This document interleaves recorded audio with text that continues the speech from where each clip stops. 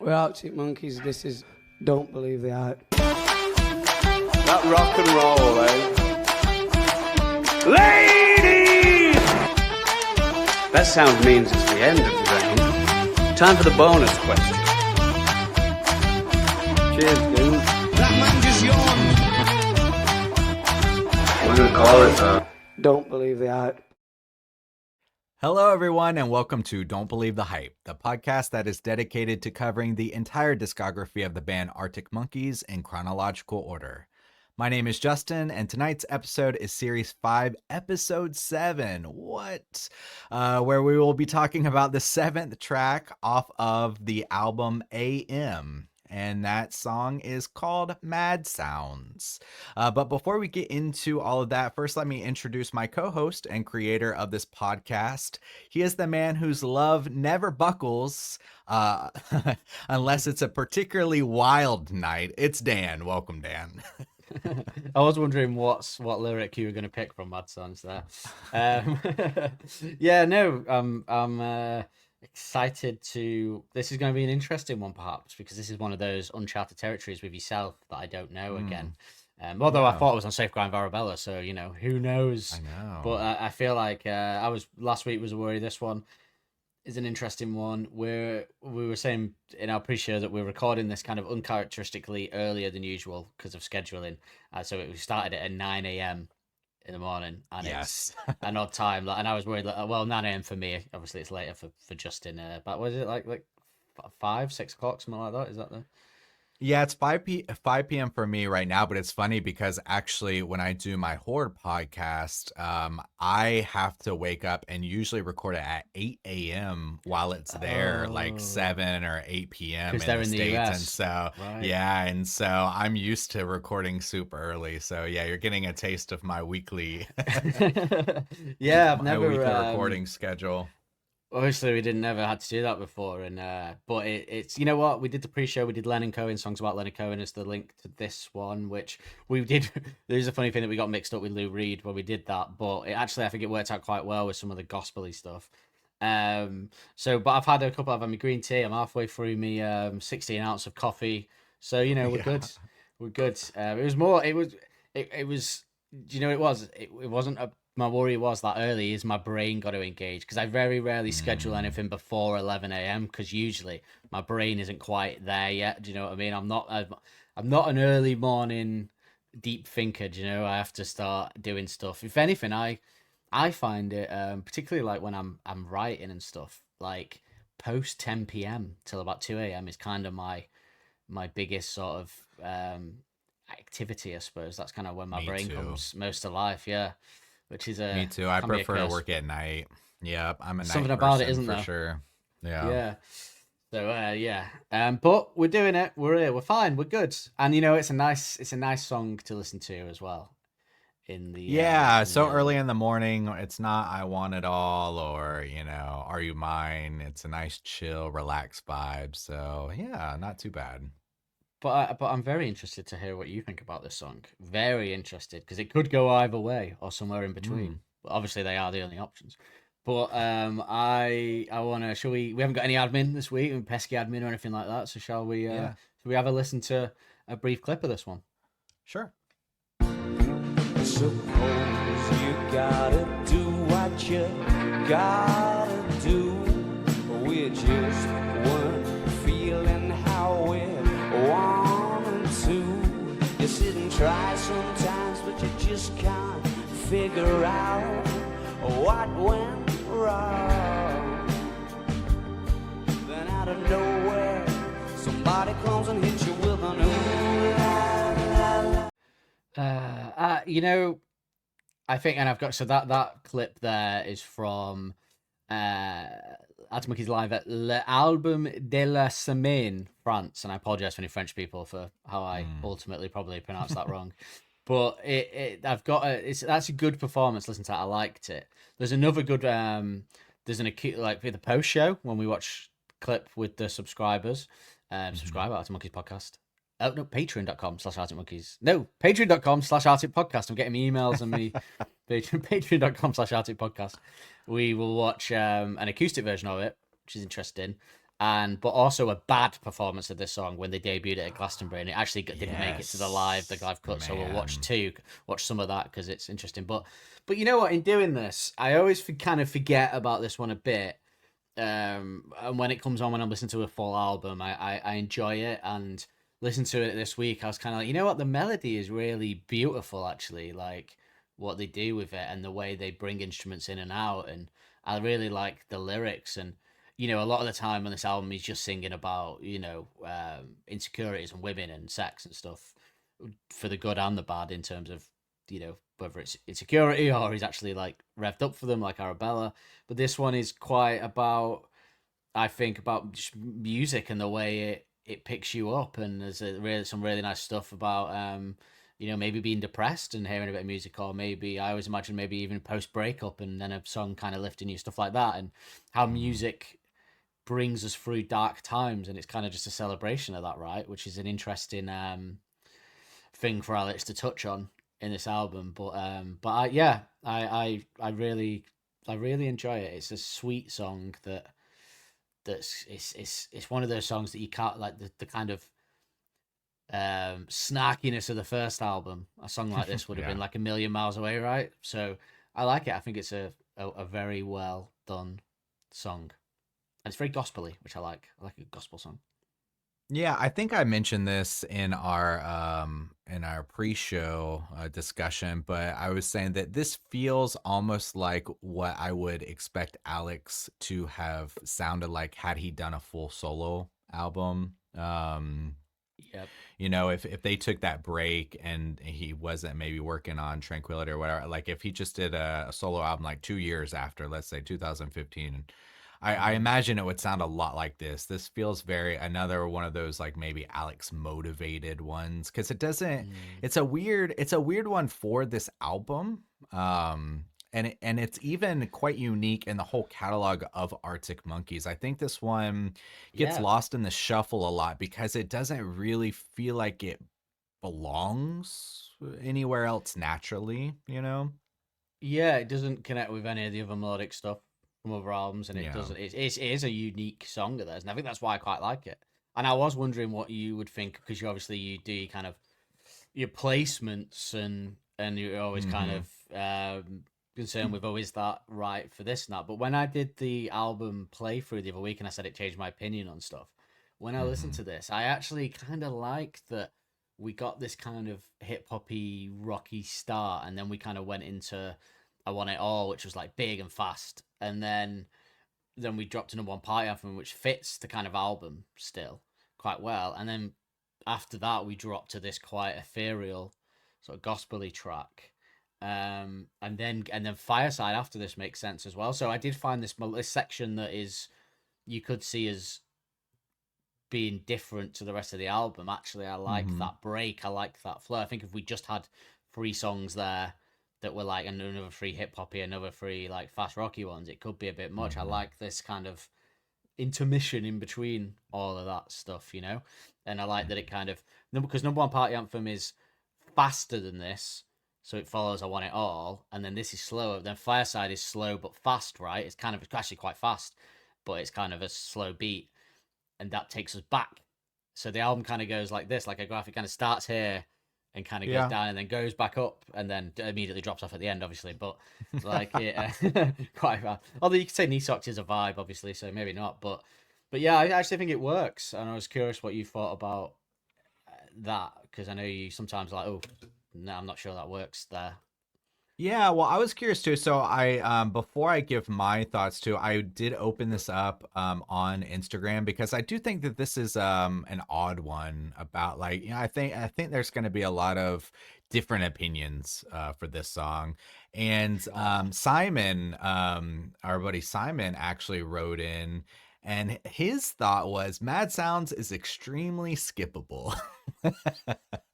Now, I wanted to the Instagram post that this was from the Instagram post. Now, I wanted to offer that up to soften the blow a little bit, because what I will say about the song is, I think this is how do I describe this?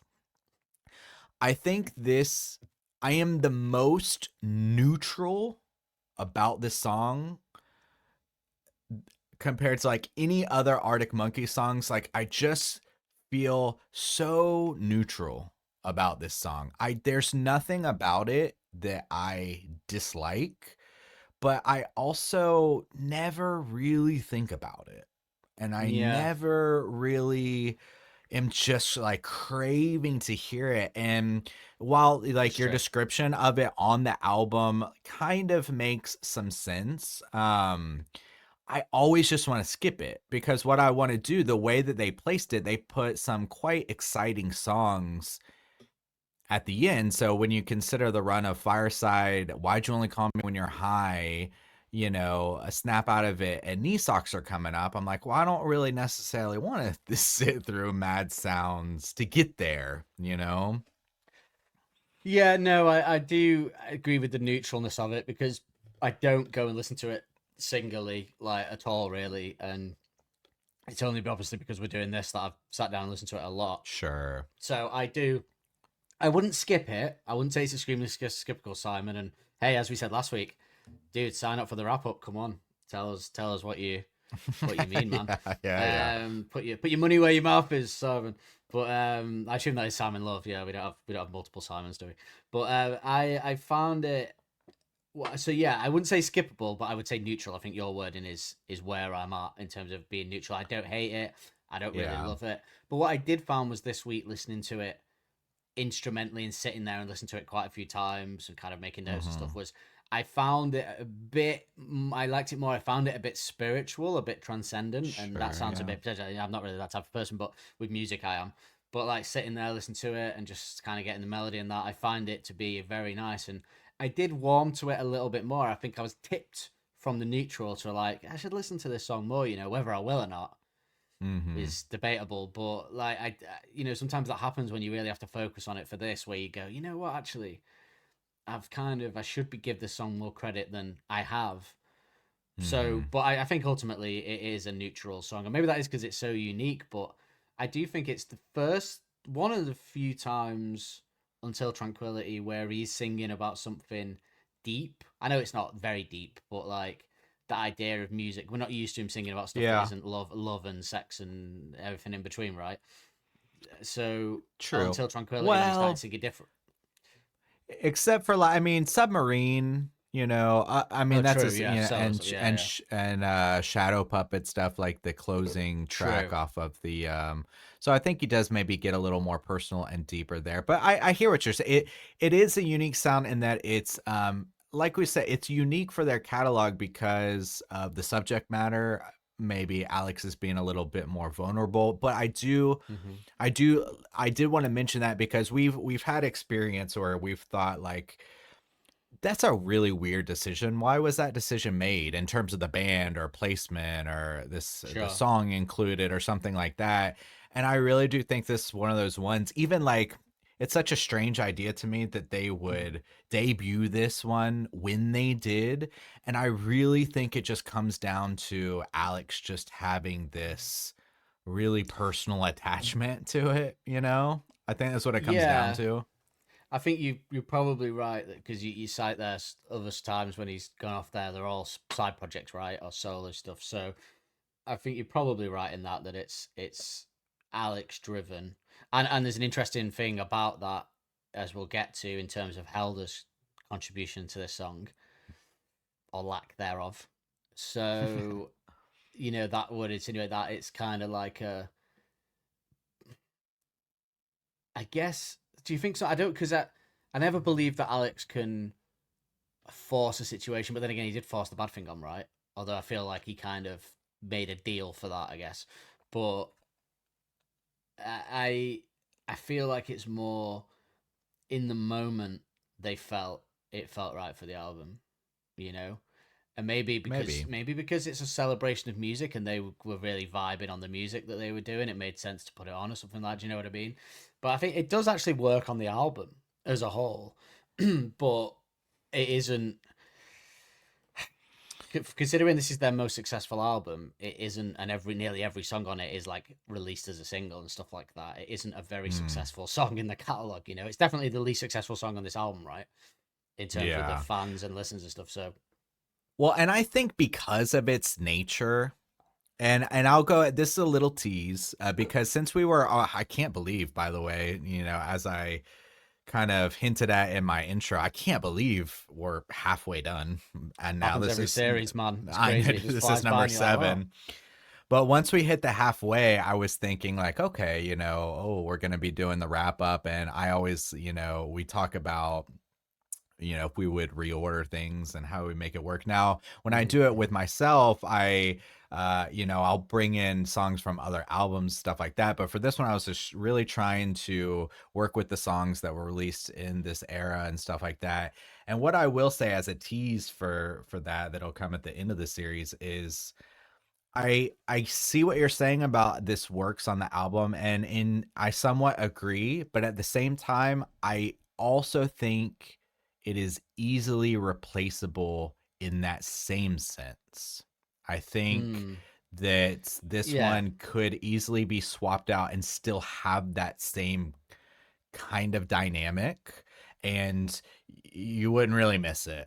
Or I wouldn't really miss it personally. No, and I do think there is an order of this album. I think we even discussed, was it in last week's number one party anthem, that Yeah. maybe should have been the closer, And I think there is a different order, and it probably is replaceable. You're right. Like, I'm not always 100% that Why Do You Want to Call Me When You're High shouldn't be earlier in the album than it is. It's a bit of an odd Ooh, placing, right? So we'll yeah. tease that.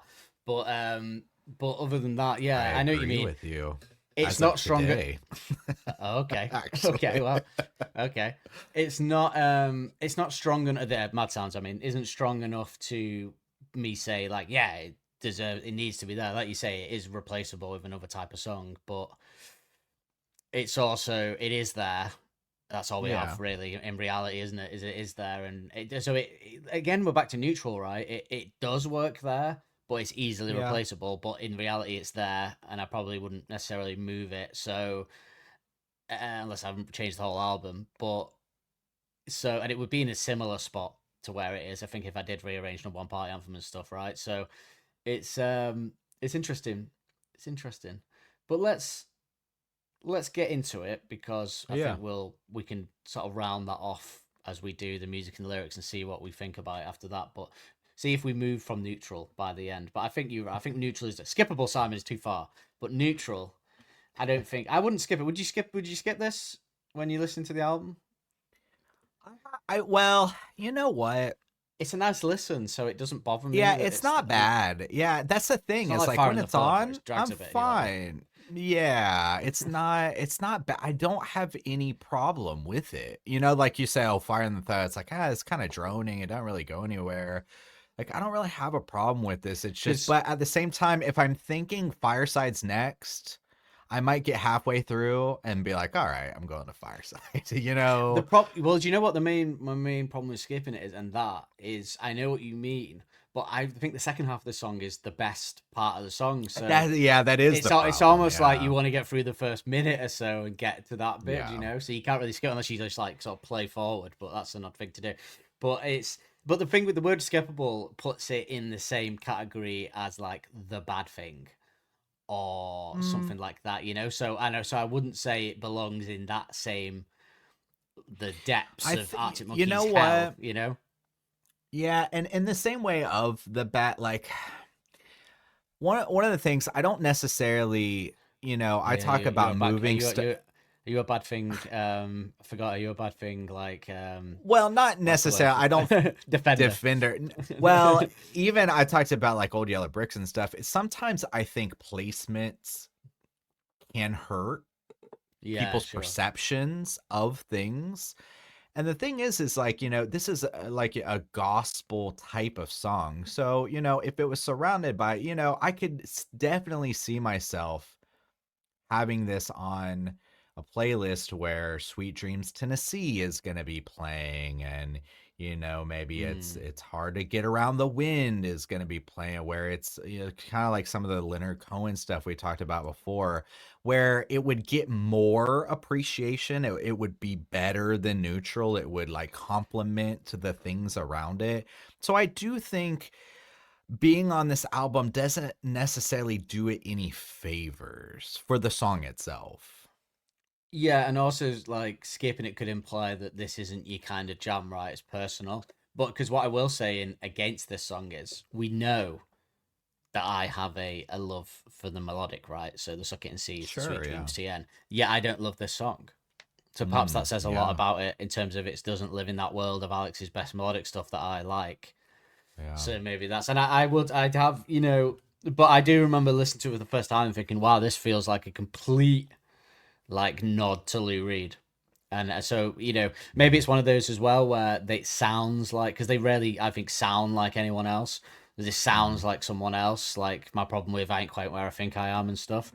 So, yeah. It's But not your maybe problem with Arabella. Reminder. Reminder. Because it doesn't sound like anything else. It just has I'm just teasing you. I mean, you can say that about Sweet Dreams TM, right? He actually just ripped off the riff entirely. But I will say though, since our Arabella episode just dropped today on Patreon, it's a little early, but when I was doing my rearrangement and possibly putting Why'd You Only Call Me When You're High a little earlier in the album, where Arabella was placed helped. It really did help my appreciation for the song a little bit. So I think the order can change a lot. Part of me wants to make Arabella my number one song on the album just to kind of sit the knife in. I mean, there was a time when it was, there was a time when it would have been my favorite, but that was usurped. I remember it'll be interesting on the wrap up. 2013, there was a very specific song on this album that was my favorite, which I haven't done yet. That was my favorite for years. This could change in this iteration. I have a good guess of what that might be. Yeah, I think you probably would. I think from some things that you've said, you love that song as well. I think so. We're not there yet. So we do some information on Mad Sounds. There isn't a lot. I'll be honest. Yeah. It throws it again in the neutral category, perhaps. But this is the least information on this album that we'll have. So there you go. The information action ratio is the place to go. Mad Sounds is 3 minutes and 35 seconds long with 141.6 million streams on Spotify. So it's the lowest streamed song on the album. 100. So that's only one. 100 million. Wow, that's still. Well, the lowest on this album is 141 million. So yeah, that's okay. That's still pretty strong, obviously. Oh yeah. But but it is by far the lowest in that kind of sense. So yeah, if the lowest you've got is 141, you're doing all right, I guess. That's pretty good, yeah. That sound means it's the end of the round. Time for the bonus question. As ever, we only have one more album that we can do this for after this, but what would you say then is the lowest on Tranquility? The lowest stream song on Tranquility? Ooh, can I pull up the Spotify and look at the as long as you don't look at the track streams, listing? Yeah. No, yeah. I actually don't even know how to do that on cross Spotify, the streams. to be honest. It just comes up when you go on the album on the desktop. Oh, really? I have to go on the desktop. Oh. Yeah, not on your phone. Okay. But I never use it. Yeah, I only use it on my yeah. phone. To do my notes, I have to go on the desktop version and go on the album rather than the track, and you can see it. All right, the lowest on Tranquility, I think, might be is it the world's first ever monster truck front flip? God, that's so hard to say. Well, imagine singing it. Yeah. That's part of my impressiveness with that song is that you managed to say that in a lyric. Yes. Oh, okay. It No, is. sorry, Okay. no, it's not. Oh, Sorry, no, I was no. sorry. I was thinking about that. No, it's not. Sorry, Science Fiction is the lowest stream song on Tranquility. Wow. Yeah, one I suspect That's is one of your one of favorites. those underrated gems then right there. It has. Bear in mind, today's is the lowest, and it has 141.6 Mad Sounds. Yes. Science Fiction has 32.2 million. So I think that was around where All My Own Stunts was as the lowest for Second and C. So yeah, that's interesting. Yeah, I think you're right. I think All My Own Stunts might have been 27.2 million or so. I don't know why that's in my head. I'm probably making that up. But yeah, so a lot lower, obviously, Tranquility numbers than AM. But yeah, Science Fiction. So, but we got that. I mean, we're halfway through. It's not that long away. We're halfway through bloody AM. So, I know. so this is very interesting, actually. Produced by James Ford only. This track. So, Ross Orton is not involved in this one. Performed by Arctic Monkeys, written by Alex Turner, and this song is credited to being written by Alex Turner Arctic Monkeys and Alan Smythe. Do you remember Alan Smythe, our old friend? Do you know about this? From like the first album, right? He mix the first album or something like that? He did, yeah. He did the demos and stuff like the that. demos. So I've he's talked very with him tall guy. online. You have, yeah. So Alan Smythe is credited as a writer on this song. Did you know this? I did not know this. And this is because while numerous figures helped propel the record to new heights of AM, one song was highly influenced by the little-known 1980s singer Alan Smythe. In fact, it could be Smith or Smythe. I don't know. I'm going to say Smythe, but in fact, Smythe. I think we'll find out later because they talk about it in the John Kennedy. So I can't remember how they say it, but I think they say Smythe. In fact, Smythe is so little known. There is very little content online for us to enjoy. I couldn't find a clip, unfortunately. Least of all finding the song that is so inextricably linked to Turner and the rest of the band. That song, Mad Sounds, would go on to inspire the band to create their own track of the same name, with Turner telling Enemy about hearing the song in 2004 and then using it as a base for this tune. Alex said, "We'd always listened to this song Mad Sounds that Alan Smythe wrote in the 80s, and I always remembered this bit coming in where he says, 'Mad Sounds in your ear.' So we built this song around it. The entire album is built from composites of Turner and the band's favorite artists, but perhaps none had a more significant. Oh, sorry, that's separate. But so yeah, Alan Smythe basically had a song from the 80s. He was in a small singer at the time, and when they would go to record with him, he would sometimes play his own songs, and one of the lyrics in that song stayed with Alex, and that's "Mad Sounds in Your Ear." So he wrote the song based off that. So they give a writing credit to Alan Smythe. That's very interesting. But see, again, that also kind of goes, the way that I think I understand Alex in my mind, which is probably not right at all, but that feels very like nostalgic based and also like personal bait, almost like, oh yeah, this reach back to the beginning. I mean, 2004, well, God, I mean. Yeah, but they're doing the Beneath the Boardwalk, probably, right, with him. Yeah. But I mean that the way the song doesn't sound anything like it. I couldn't get a clip of the song, unfortunately. But with Alex sort of performs it in the John Kennedy, and it sounds very 80s. It's like mad sounds in your ears, mad sounds in your, that kind of 80s thing. But yeah, it's and I think this lends. My whole, we're gonna do an episode on it. Probably at the end after the wrap up, this album sounds like I don't know if that'll be for just subscribers or are you freeloaders or not. We'll find out. I guess we'll make that decision. But this whole Mads linking the first album, the early stuff, to AM and how we needed all the albums to get to AM. The fact that this album has an Alan Smythe written lyric in it, the fact they use John Cooper Clarke at the end, it just all lends itself to that kind of AM. They get a guy from the Coral, one of their favorite bands when they were coming up, like that. That it all lends itself to this nostalgia created album that is kind of an ode to their past, and perhaps Mad Sounds could be an ode to that as well as a song. That kind of appreciation of music because it's given them their life. Right, they're 10 years in at this point. Yeah, they're 10 years in at this point, so it's like maybe a bit of an ode to them as well.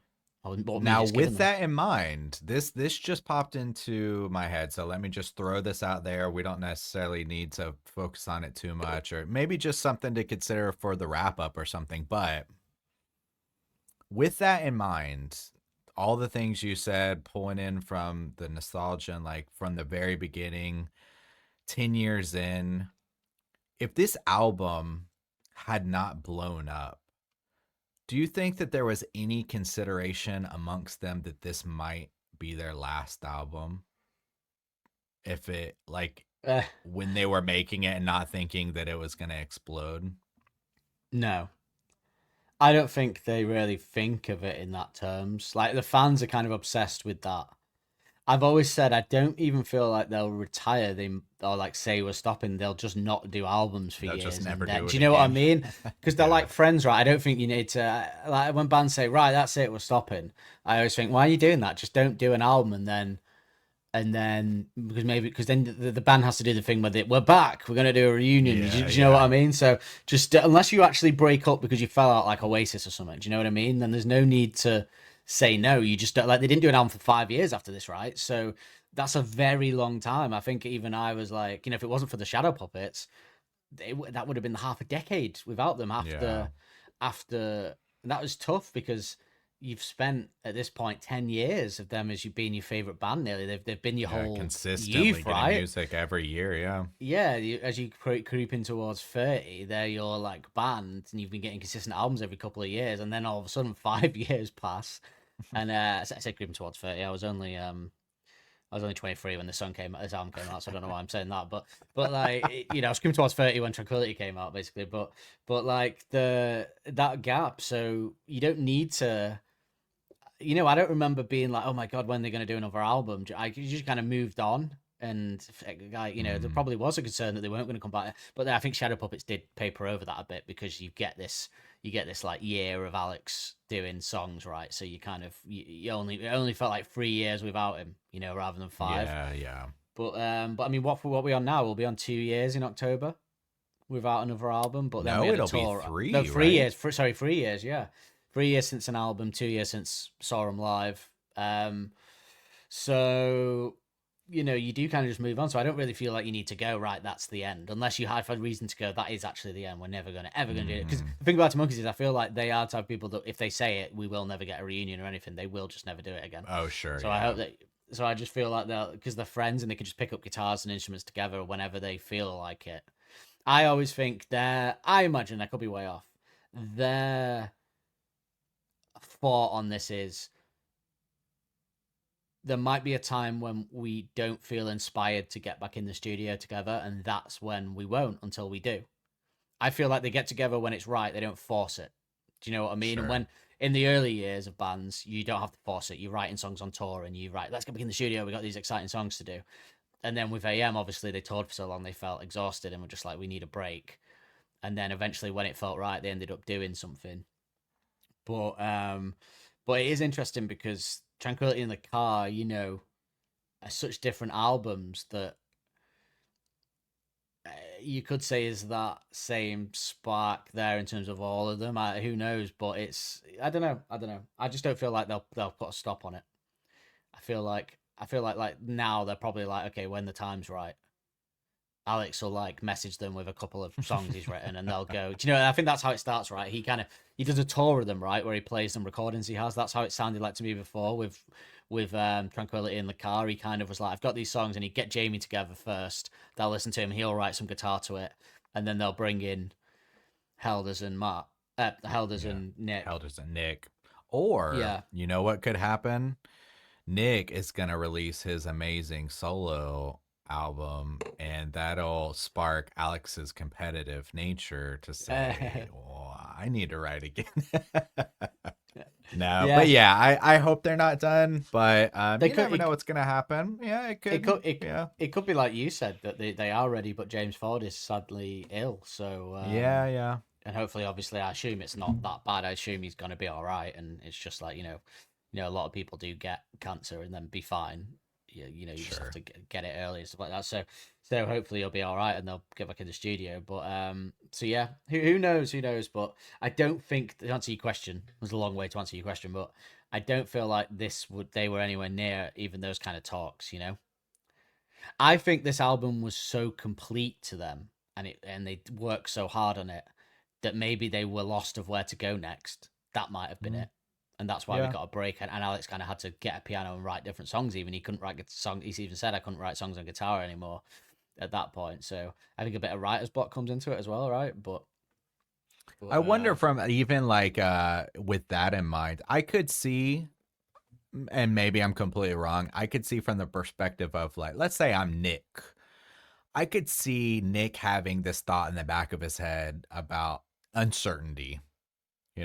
Because if we're like, is Alex gonna write more songs? Like if he's waiting around saying like, okay, well, Alex is gonna write some songs and he brings them to me eventually once he hangs out with Jamie, I could see that thought potentially forming in his mind. Is like, am I gonna be brought any more songs anymore? I think as well after this album or once this album is completed, but maybe I'm completely wrong. I think you have to expect lesser as people progress, right? And it happens, I think, with everyone near enough. Like even you look at someone like in a different, I don't know, art form. Like you look at Quentin Tarantino, right? Between like 1992 to 2002, he made Reservoir Dogs, Pulp Fiction, Jackie Brown, two Kill Bills, and maybe sort of like a couple of short films in there, right? So that's quite a lot in 10 years to make like 5 or 6 films, right? And then after that, it was like Django, Glorious Bastards, Hateful Eight, once 4 in the 20 years after that.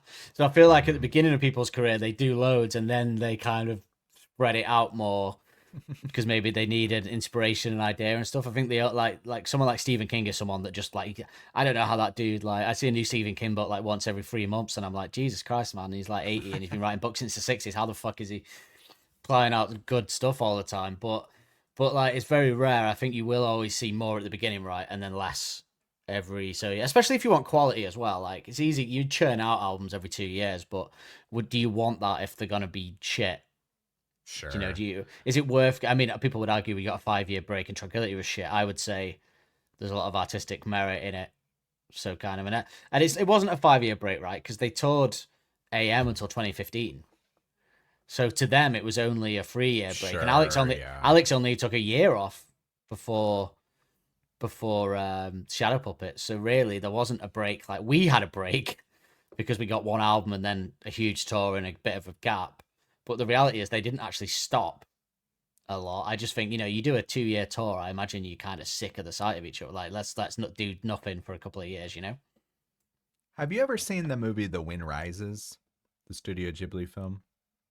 I have. That is not a Studio Ghibli film I've seen, though. Yeah, so it's about it's said like during World War II and a Japanese engineer who designs planes. And he ultimately, but it's about creativity. It's about being inspired, and it's about your kind of creative process being used for other things. So it's really actually a nice film. But one of the quotes when you were talking about one of the quotes that really has always stood out to me ever since I saw it for the first time is he always dreams about the artist who inspires him, even though he's never really met him. He's like an Italian artist, but he dreams about him. He talks to him in his dreams. And the artist has this quote, and he says, "They say an artist has only 10 years of creativity." And I think like what you said, creativity is often, powered by like passion, but youth is full of passion, experiencing those things you've never experienced before. So yeah, that's just always stood out to me, especially watching Arctic Monkeys go from, as you said, we had essentially 4 or 5 albums worth of music released within like a 3-year period, and then as the years go by it just gets lower and lower, which is completely understandable. Maybe it's because when you're younger your mind is like constantly creating like that, like but I mean, like, you can't fall, and I know obviously it's compared to like my writing and stuff, like the amount of scripts where I've written like 20 pages and not done any more that are there, and I go, maybe one day I'll finish that, like, because you need the inspiration of it all to do it. Do you know what I mean? Like you can't just force it. It has to be there. And there's even a theory, and this might be a bit of bollocks, but I kind of relate to it, that when you get an idea as an artist, it's kind of like plucked from something that already existed. It's like a weird sort of spiritual thing where it kind of just falls into place in your head. And it's like, oh, where did that come from? And it happens like I get most of my ideas for writing stuff, like I'll be like washing the pots or in the shower or like middle of the night or something, and the idea will just go poop in your head, and you're like, what the fuck, where did that come from? It's like a culmination of all different stuff, right, that you've seen, and it just sort of happens. So it's a weird, the creative thing is very odd, but you can't force it. That's one thing that I think anyone will tell you. So I imagine they don't go into the studio if they have to try and like, we're going to go in and write, we got nothing. We're just going to go in and write an album. It just won't happen. It has to happen naturally. That's why a lot of songs are written in sound checks, I imagine, right? Because you're just messing about for the sound check, and suddenly you'll get a beat and you'll do it, and you just kind of go with it. You can't just go like, we're going to go in there and we're going to write a song. Like that just almost, I imagine, never happens. Like, and I know from when I was in a band for all the terribleness that if you were like, right, we need to write a new song, you just get lost for 5 You're hours. never, in the yeah, velvet. yeah. It has to be natural or doesn't go anywhere. But yeah, that was a nice digression.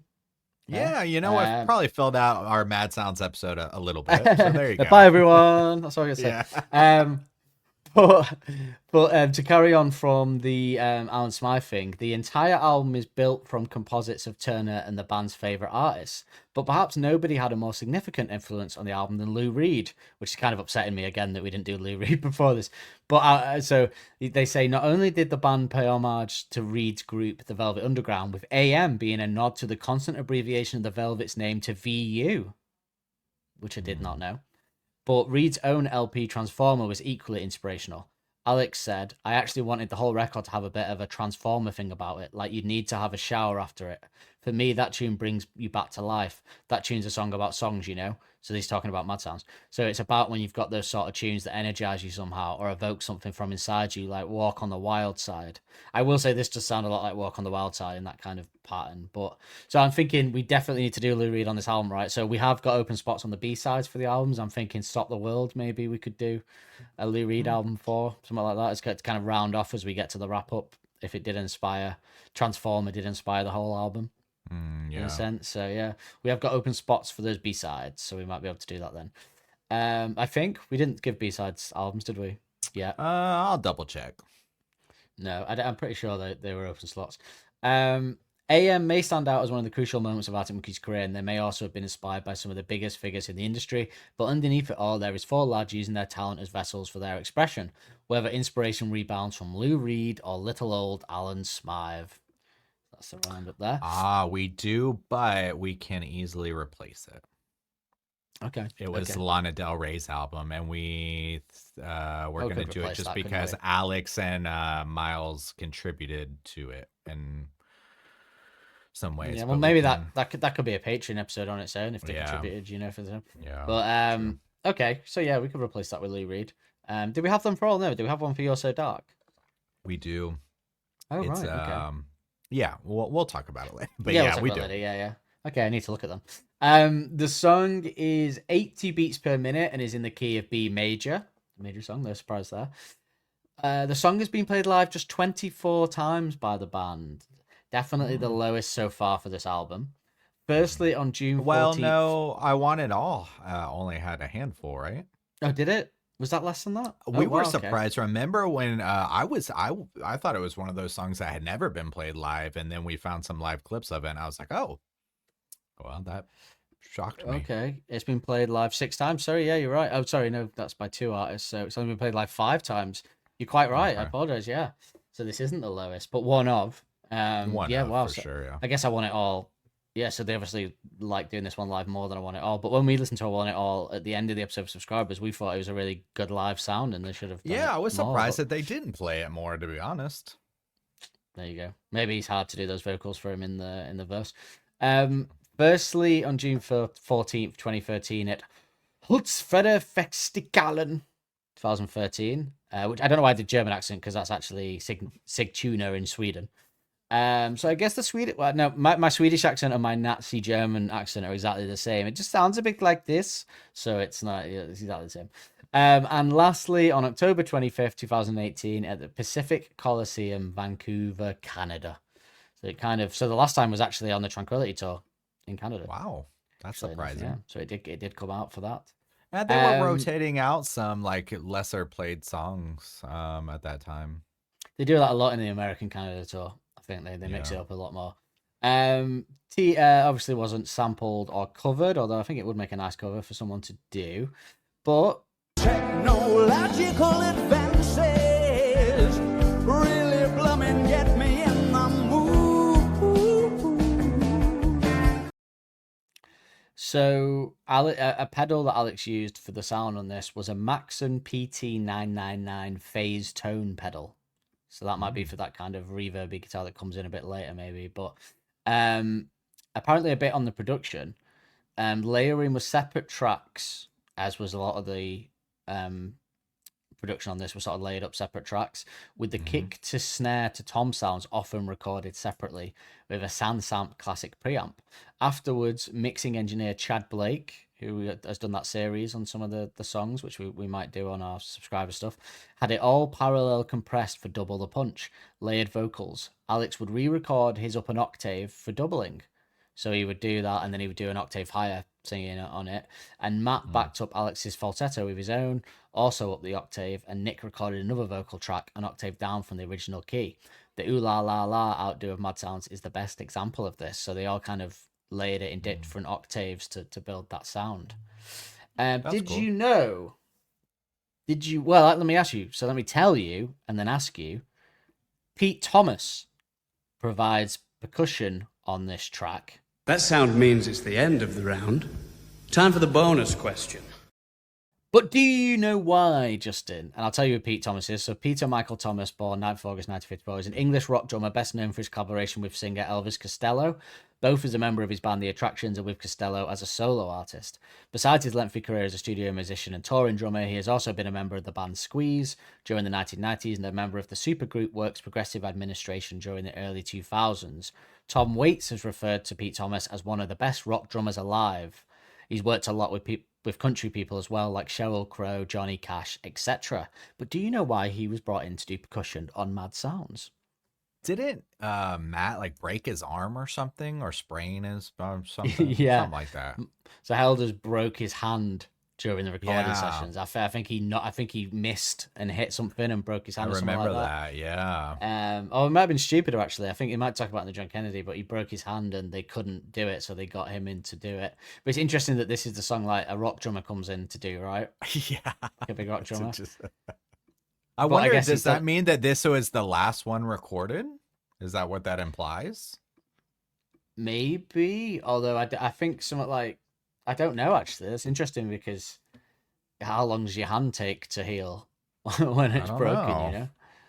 Maybe they just hadn't done the, maybe they just wanted another track, they did it, I guess. It might come up in the John Kennedy, but it's, yeah, I imagine it takes a fair few months, right?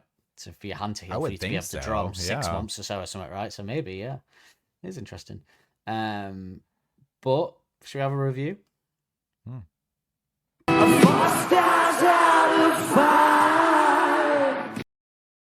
There aren't any reviews of this, but there is the enemy list, the old faithful enemy list. So Yeah, this is it's my a tough favorite one, right? part. You got It's my favorite part of the show, to be honest. I know it is.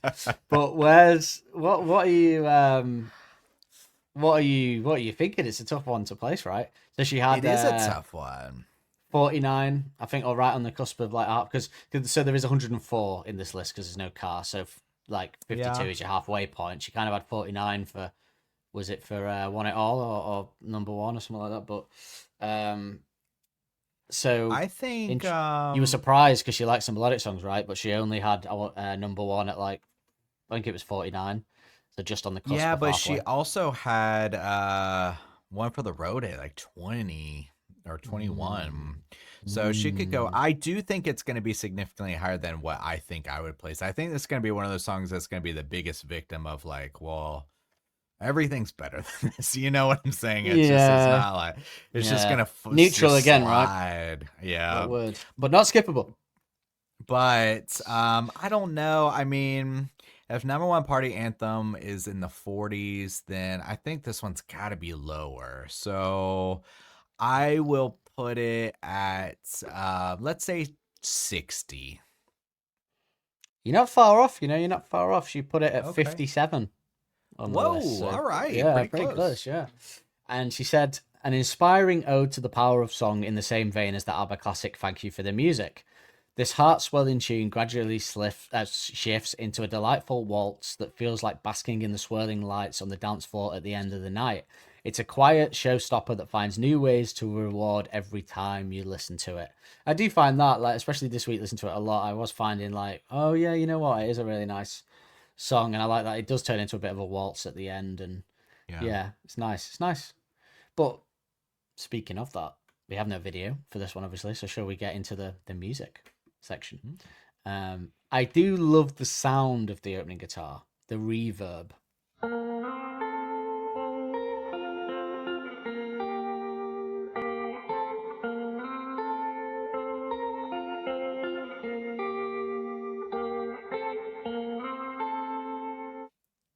of sound of it. It's like perfectly. It's how I describe it. It's perfectly clean. It's how you want a clean guitar to sound, right?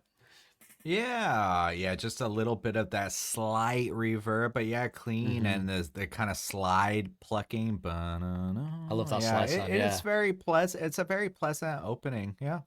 And I like the way it changes to go with the vocals when they come in, because it's doing the kind of and then he starts singing and it kind of drops a bit, and it's doing the same as the vocal pattern, right? It's kind of doing the same exact thing that he's doing. He sings with it.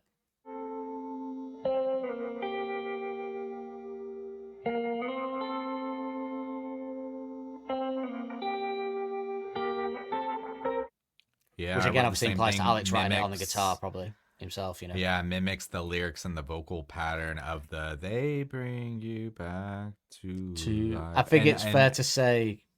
Sorry, go on. I was gonna say Nick does it too. Nick mimics Yes. it also once the bass comes in. Yeah. Intermittent bass notes, right? With the. Yeah. I think it's fair to say that, like last week, this isn't one that he sat and listened to the bass and the drums and wrote the lyrics to it. This and last week's, the melodic ones, feel like Alex at a guitar, right? Yeah, he wrote it. Yeah. Yeah, almost. He wrote it straight up. Yeah.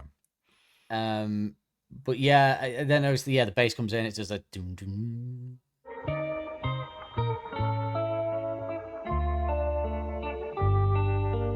Doom doom doom, which is nice.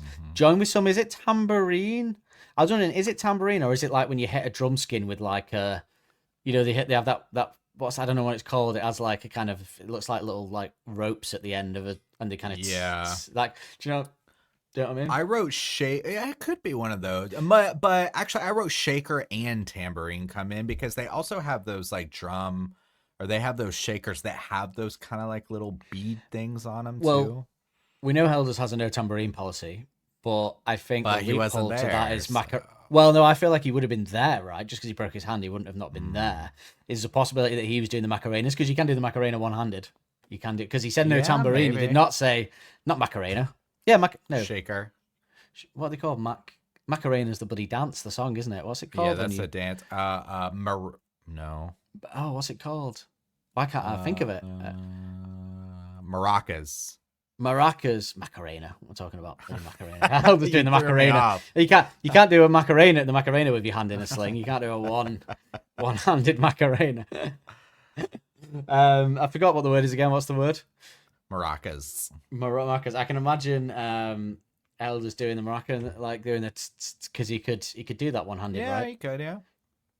I think he would have been there. You wouldn't miss Pete Thomas, rock drummer legend, coming in just because they like to I'm do sure he your was there, drums. and- It'd almost be rude to not be there if he's coming in. Yeah, to they do just your didn't invite drumming. him. You stay home. Yeah, you stay home. Yeah. Let's see what it's like to play with another drummer today. I can't remember how he broke his hand. I might just look it up, but it was. I think you're right. Like when you said that, I think you're right. I think he like hit No, his hand no. on the drum. No. No, we're wrong. I knew it was something funnier than that. I knew that was like the generous one. It wasn't a fight with a person, Helder said. I didn't hurt anybody except for myself. It was a bizarre incident with a wall that was harder than I expected. The next day I felt like a fool. It was just me being stupid. I weren't even that angry because I'm not an angry person. I was just messing about drunk. Everyone I've told that said, we've all done it. I just managed to hit the wrong wall. The bone popped out, not of the skin, but it was stuck up. Ugh. I went to my girlfriend. I think we need to go to hospital. They put a plate in it. I'm having it taken out at Christmas. So he punched a wall drunk, which, I mean, he says he wasn't angry, but I can't. What's messing about when you punch? I don't know. Like, I don't think I've ever punched a wall. I tell you what, like, I'm the I have Hulk punched a and wall or once, something. and it I don't was think I've ever many. punched a wall. I will say it was many, many, many, many years ago, and it was during a fight with a girl that I really didn't like. So Oh no. it was So, but I just hit the wall and it was fine. But is there? So that is usually when people punch walls, it's in a heated argument, right? But maybe I can imagine him also doing something stupid, like just being drunk and stupid and punching a wall and his bone popping out. Oh God, not popping out, but raising up. Blah. I've never broken a bone, so to me, it's very. I still hate the thought of it because it's never happened to me. You know, it's like being stung by a wasp. I've never had it happen, so I always shit myself when there's a wasp about because I don't know the pain. You know. But yeah, there you go, idiot. Fucking idiot. Joey recording a seminal album. He breaks his hand. Yeah. But luckily, it was just this one. Luckily, he didn't get replaced like old Andy, you know. Yeah, you're out of the band. They put a plate in it. I'm having it taken out at Christmas, so I wonder. Yeah, I wonder. Maybe it was at the end. Yeah. Yeah, because the album wasn't released until September. True. So they could have. Maybe the plate meant he could be able to drum, because the plate kind of. I imagine when you've got a career, right, you can go private and they'll do a lot of shit to make you ready. Do you know what I mean? Like, you can pay for some specialist shit. Like, I imagine to get Alex ready for Glastonbury when he had tonsillitis, he had like specialist doctors coming in injecting him with shit. And so, do you know what I mean? Like, you get the good treatment when you're rich and famous, right? You get the private doctors coming in and going, right, we need to get you ready for this. But yeah. Anyway, stupid idiot. But I do love her with the Tom Reason, and then there's a slight pause, and then the organ comes in. I think that's a great moment with then the organ comes in at the right time.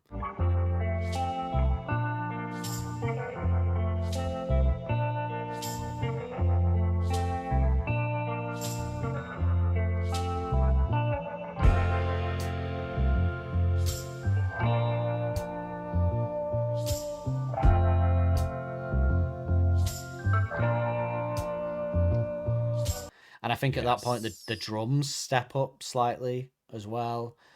And I think there's a second guitar as well, like at this point, doing like an intermittent note, it's like a sort of like just a kind of one note or like a strum, something like that. Maybe to echo the, like, right before they go into They Bring You Back. I think a second guitar comes in to kind of complement those notes. Yeah. It kind of builds into that, I guess you'd say chorus, the Mad Sounds bit, the kind of Mad Sounds in your ear. It kind of builds into that. It's very gospel, it's very ethereal, it's very church on a Sunday, like nice church, like sort of gospel church on a Sunday. I said the second verse reminds me of Leonard Cohen because of those kind of gospel feelings, yeah. Yeah, it's very nice. I love that. I think if I was going to go to a church, it would be like a gospel church, you know? They seem like the funnest ones, you know? It's not dry like the Catholic Church.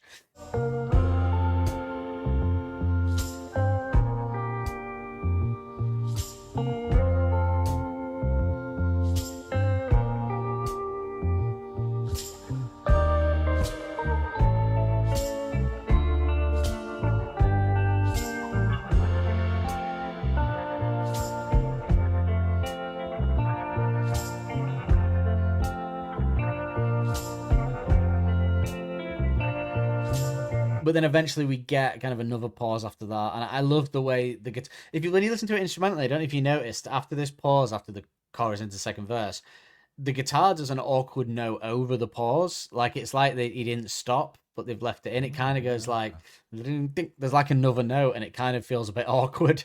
But I guess it was on purpose. But it was just funny. It was almost like gave it that live feel of going a note over slightly. I'll put it in the clips for the episode, but I just it's very brief, and it just made me laugh because it kind of give it a live feel, like where it's kind of long, but.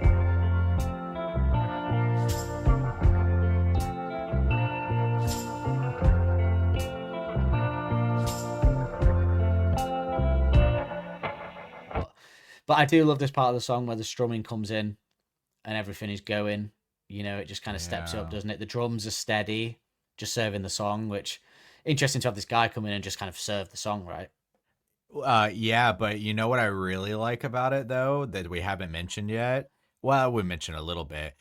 This is... Oh, wait, did we talk about it last week? Oh, man, now I'm panicking. I can't remember our discussion last week. But Nick is able to just do his thing here. It sounds like Nick is just opened up, you know, like the old days a little bit. That was one of the things that felt kind of nice.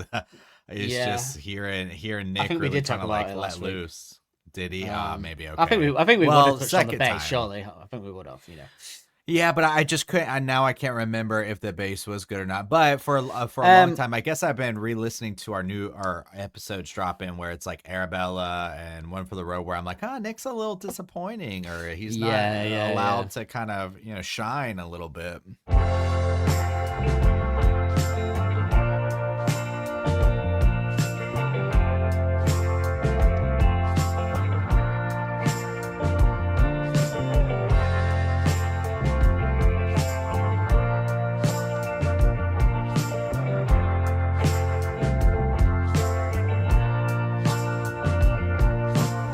I think we touched upon it last week, and but not as. I think the interesting thing about number one isn't the bass isn't as like Suck It. I think I've kind of decided to myself the other day that Suck It and See is probably Nick's best album, like, Probably, which yeah. is interesting because, but it like the melodic bass he does on that album isn't.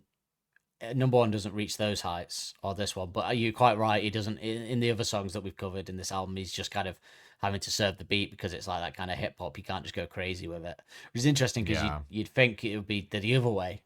In like hip hoppy songs, he would be vibing more, but it's more about keeping that beat right. And this one, yeah, he's doing he has a little bit more freedom to kind of do a little bit of a jam, right? And I think he kind of does well next week certainly. And then we'll see. And Why Do You Only Call Me, I think, is probably one of the really good bass lines as well on this album. But so yeah, we've got some good Nick stuff coming up. He has been a bit less than you'd imagine so far on this album, hasn't he? Like, you would have thought this was a big bass album when you off the cuff. I was last year, assuming I would have said, to oh, be yeah. honest, yeah. Yeah, but now I guess he has to. And Elders hasn't been that much off the beat either. They're both considering people are like, oh, we want to go back to them doing guitars and Elders and being like free to do his drums. Like, he's just serving a lot of the songs on this album as well. But that's what you're doing. Like, you very rare you hear hip hop songs where the drums are going like nuts, right? Let's say even on Elders, you just this nice beats. The shining moment for sure. So far, and I think there's bits like even in One for the Road when it gets a bit psychological stuff. I remember us talking about it this week when I listened to it. Yeah, he's doing Snap out of it'll be. He's let off the chain in parts, but it's not like favorite worst nightmare humbug level. It's not of how Brian just Storm. Yeah, it's it's not Dangerous Animals like Breakdown or you know what I mean. Pretty Visitors. Pretty Visitors. Yeah. It's not that kind of Helders, but there's moments. But I don't think there's anything wrong with that if you get the beat. Like if he does do this solo hip hop album he's teasing, there's going to be a lot of cool beats, and that's more about hip hop's part. It's like the impressive drum beat, right? Or as that producer told him, he does riffs, drum riffs. So Yeah. it's one of them. But I tell you what, I do love here. There's an absolutely gorgeous chord change in here. In lyrically it changes to "You sit and try sometimes, but you just can't figure out," which is probably one of my favorite part of the song, to be honest. But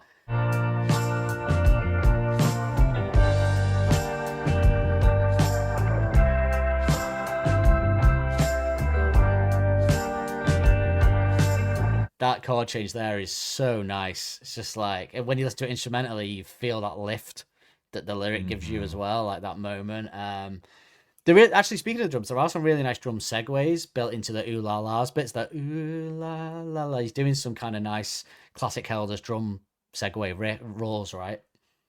Yeah, I wrote that too because I didn't realize that Matt didn't do this, but my note was Matt. Oh yeah. I keep saying Matt. He didn't do it. Yeah, it's not. But I put nice little flourishes, and then also a nice little drum fill. Heading into the ooh la la's, there's a nice little drum fill that kind of leads into that.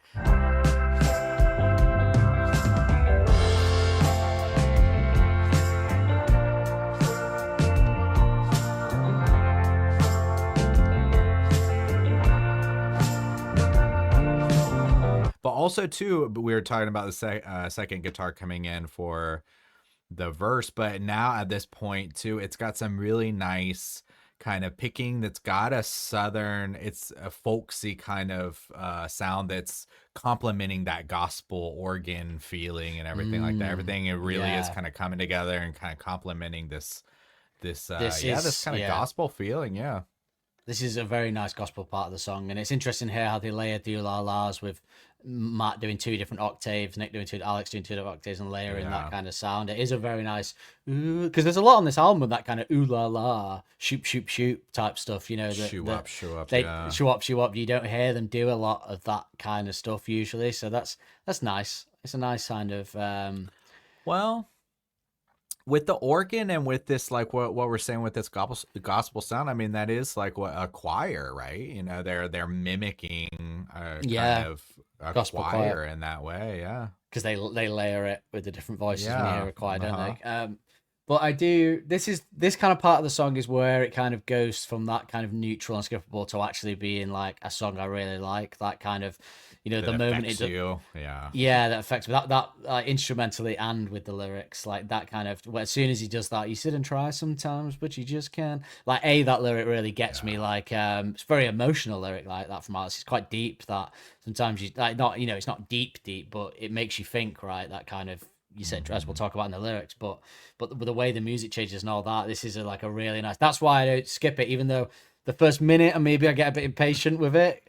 I know that I'm getting to a really nice place and a really nice end, so that kind of keeps me invested in it. Which we criticize songs a lot, particularly in pre-show albums that we do, of like starting well and not going anywhere. This is kind of like this doesn't start bad by any means, but it builds to a nice place, which is always nice. Yeah, at least it takes you on a journey. Do you think this song would be more popular if it started bigger, if it started like it does at the end, or do you think the transition is worth it? Is worth the build? I think it's worth it. I don't. Yeah, Yeah. I really. Yeah, You I wouldn't don't have the same necessarily effect, would think you? it would be more popular. No.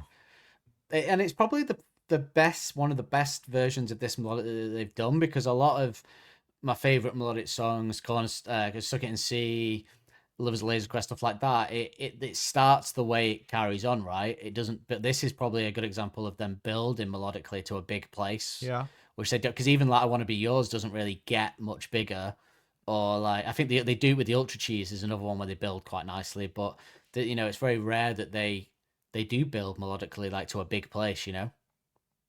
Yeah, the first one that 505 is just popped probably in one. my mind was Secret Door, because they did the Yes. Fools on Parade. That's a weird song though. Yeah. I'm surprised that you don't have similar problems with Secret Door that you have with Arabella, because when you actually listen to Secret Door, I don't think there's anything wrong with it. I Oh, love it. I love But Secret Door.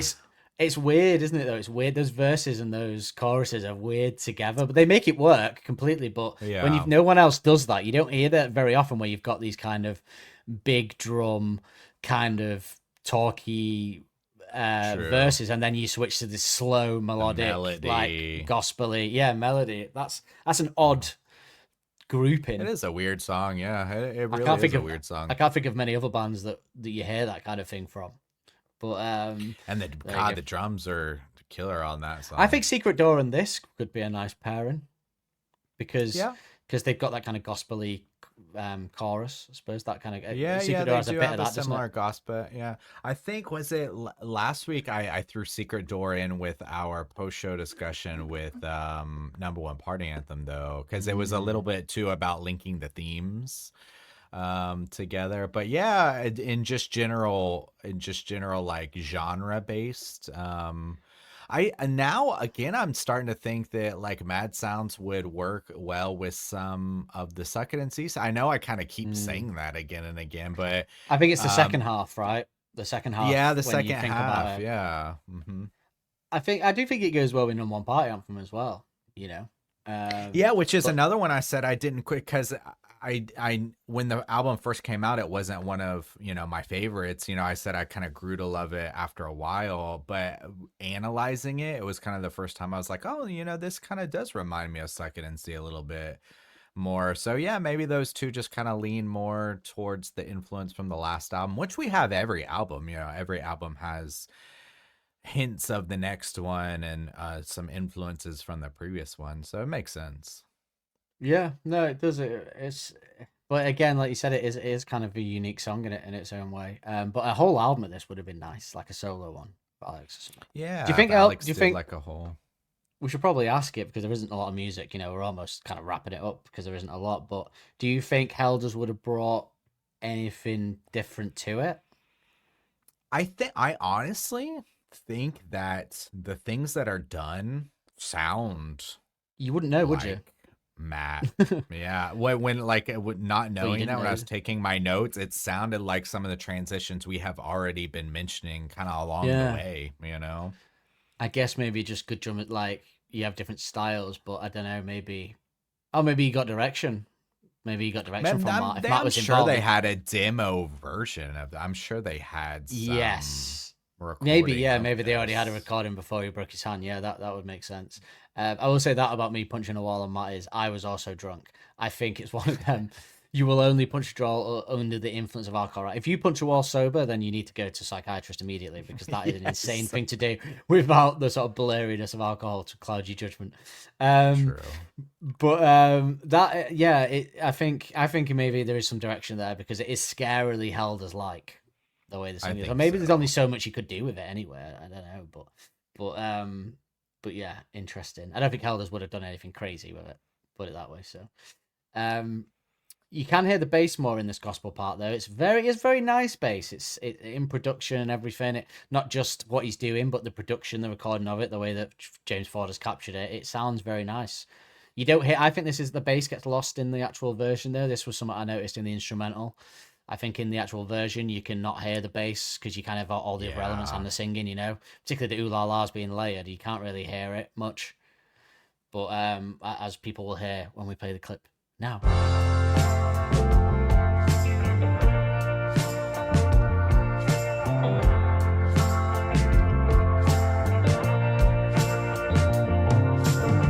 I do like that. I like giving myself prods when I'm editing, so I like doing that when I'll be editing back and I'll forget and I'll go play it here and I'll go like that. Yeah, I like that. Like the future Dan, this is where you should put the clip.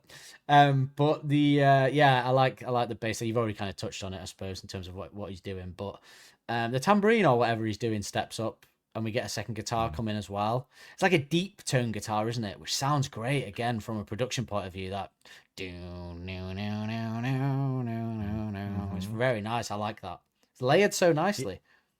Well, and I said, and even a higher guitar. The higher guitar, and plays this similar kind of real melody, reverby. Yeah, it's layered so nice because you've had the guitar and then you've had the drums come in more and the tambourine. You've had the organ come in more. You've got the vocals layered, and then you've got the bass coming in more, and then you've got this one deeper tone guitar, but then you've also got this lighter tone coming in. So there's almost like 3 guitars at this point that are all probably layered. So it's probably actually one of the biggest, when you listen to it instrumentally, it's probably one of the biggest sounds that they have in terms of layering and they've never layered a melodic track like this one. That's true. That's a good point. Yeah. Yeah. So it's kind of like really like, wow, when you hear it like that, you go, wow, this is actually, when you take away your kind of opinion on it, you go, wow, this is actually really nice the way that they've produced this.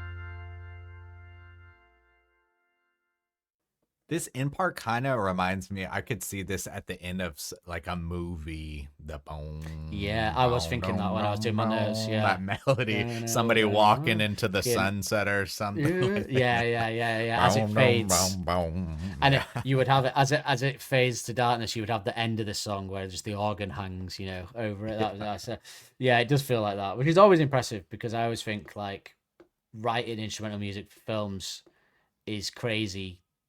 That people can do that and do it so well. Yeah, so when people capture that, like, because I think it's Johnny Greenwood from Radiohead does a lot of that for Paul Thomas Anderson and people, doesn't he? And I think you have to be a kind of good musician to be able to do both, which is I think why a lot of Radiohead stuff is used in films. But this is one of the few Arctic Monkeys songs that I could imagine being used in a film, And there's not a lot like if this one was used in Peaky Blinders, but it wasn't. I'd go, okay, that kind of works, I guess. But when like fucking Brian Storm's popping up in there, I'm like, what the fuck? This is weird.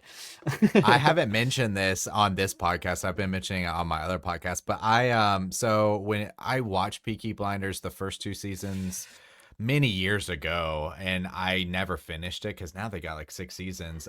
But recently, I always have kind of like a lunchtime show, and so I went back and I've been watching it, and now I'm seeing all the Monkees songs pop up, Mm. and it is really strange. It's It's strange, very isn't it? strange. It's very strange. I'm not into Yeah. music from different They time did zones being because like used. Queens of the Stone Age too and stuff like that. Sometimes it's weird. really not fitting, but yeah, Because it you is can really make weird. that work. I think there was like a Marie Antoinette film or something where they used kind of popular pop music from the 90s, and it kind of worked because of the whole story of that and her being this kind of woman. It kind of worked with the song choices, but it just feels so jarring to just throw Arctic Monkey songs into that kind of setting. Like it doesn't even make sense. Do you know what I mean? It doesn't even make sense in terms of narrative or feeling or anything. You know, what does it invoke? Do you know what I mean? I find it very odd. I've got huge problems with it, and I should love the fact that Arctic Monkeys are being used in something right so much, but it's just so odd that yeah, it annoys me. It annoys me, and I've tried with Peaky Blinders. I've watched the first few episodes like loads of times, and just can't get me going. Can't get me going. But I'm not really I'm into in the big third season gangster right stuff now. really. Yeah. Yeah. Yeah. I'm into like American mafia stuff in some cases, but Uh, British gangster stuff I hate. Like I never like Guy Ritchie films much. I hate. All right, good night, yeah, you're fucking London. You know what I mean? I just hate all that shit. If anyone wants it, there's a very funny SNL sketch with Fred Armisen and Bill Hader where they do British gangster films, and it's and how you can't understand what they're saying, and they're coming in like yeah, get with it, but very funny. But we digress. Now But I this did one have could be one. used.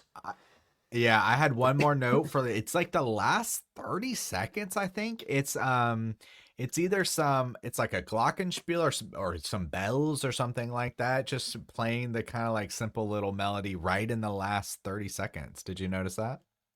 Yeah, weird kind of like yeah, bells. Guess that's the right word. Yeah, I bells. guess they call them bells, yeah, but not like the ringing bells, like like the Sort of ones you play tubular with the bells. mallet. Yeah. Yeah. Yeah. That is there is a lot of different percussion stuff going on, right? So I wonder if Helders was doing that with his one arm, just messing Yeah, about he with could different be. percussion. It's It wouldn't very have been, simple. yeah, Yeah. as a kind of percussion not in there because it's weird because Pete Thomas doesn't get a credit for performing in this, by the way. I just checked the actual vinyl and I checked everything and the lyric sheet. There's actually no credit part in any of this album. Like there's no bit Oh, that weird. says who did what on that, which is weird. But usually Spotify's right. So on Spotify, Alan Smythe is credited as a writer, but Pete Thomas isn't credited as performing it. So that to me would imply that and I'll just double check that, but that Then to Matt me, wrote it. yeah, and he was just a hired hand basically, you Hmm. know. Okay, yeah. Maybe he didn't No require a writing credit. credit, yeah. Yeah, no writing credit, no perform. It's just performed by Arctic Monkeys. It doesn't say performed by Arctic Monkeys and Pete Thomas or anything. So yeah, maybe you just sort of seeing it as him giving a helping hand or whatever. Literally. Okay. Um. Yeah, like So literally. So. Yeah, but that kind of end, it all builds very nice, and I do look like I said that end. You know, I'm big on the ends of songs, and that organ hanging is very nice, and it actually goes into Fireside nicely when you listen to it on the vinyl, and it just kind of transitions into that. So yeah, but we're getting ahead of ourselves. We can't talk about that. Spoiler alert! Absolutely fantastic opening to Fireside, but Yeah. but I'm yeah. Do really you have anything excited else? for next week. Yeah, me too. I really want to get into the music and the lyrics of Fireside because I think some people would also say that Fireside is skippable. I reckon. I wouldn't. Hope But I reckon. that's not I reckon true. some people don't see it as a big hitter on this album. You know, but I really like it. So, but we're not there yet. Are you done on the music of that? Do you think? I think we've. there Yeah, isn't a the lot, I'd bells say, was the obviously. last note that I had. Yeah. Well then, let's hear who we would like to do the covers on this. I'm gonna form a covers band and all. Justin, who did you pick as your cover? Yes, this was another one where I tried to pick somebody and it didn't end up working out, but I still like to mention it because You sat for and the tried months that- sometimes, but you just couldn't quite figure I know, out. yeah. I actually, and you know what? Relating to our opening album today, for our pre-show review, this is a artist who has a similar kind of first album where it's just singer-songwriter, just kind of in a closed room, just playing the guitar type of thing. But I picked. I originally wanted to have Bon Iver play or do the cover for this. Is that how you But say that? Bon Iver? Is that what it is? I think so. How? Because yeah, Because I've always said Bon Iver, could be right? completely. No. Oh, I okay. I think you're right. I've always said Bon Iver with no knowledge of Ah. how you say it. And then I was actually watching an old SNL episode that we've been going through from like 2012, and they were the musical guest. And Okay. at the end, whoever was hosting it said, "And thank you to Bon Iver." And I was like, "Oh, is that how you say it?" Okay, so I probably think probably so. is. I The think so. I'm just putting it in an English Bon Iver, like an English idiot. But so I yeah, think it's Bon Iver. Bon That makes Iver, sense. yeah. I'd never heard But anyone say it before, you know. his first album is also beautiful and fantastic. Didn't even know he I'm was a kind of solo artist. Thought it was a band. So there you go. That's how little I know. Oh, there you go. And I would recommend, we yeah, couldn't, check yeah. out his stuff. But I ultimately wait. Who did I end up going out with? You might have to You went remind with me. Leonard Cohen. Oh, I did. the- Okay, yeah, because we yeah. had to go through the choices, and I was like, well, we're doing it for the opening anyway, so let's just do Leonard Cohen. Yeah, that's right. So it's really Yes. just going for that singer songwriter kind of vibe. But again, I wanted to keep it modern and more like chill. Like I've had a couple choices, but I think Leonard Cohen would also be interesting as well. Yeah, and I think we've look where we did do Leonard Cohen songs of Leonard Cohen in the opening for subscribers. But while we listen to the track, don't take my word for all the benefits that you get as subscribers. Listen to this ad.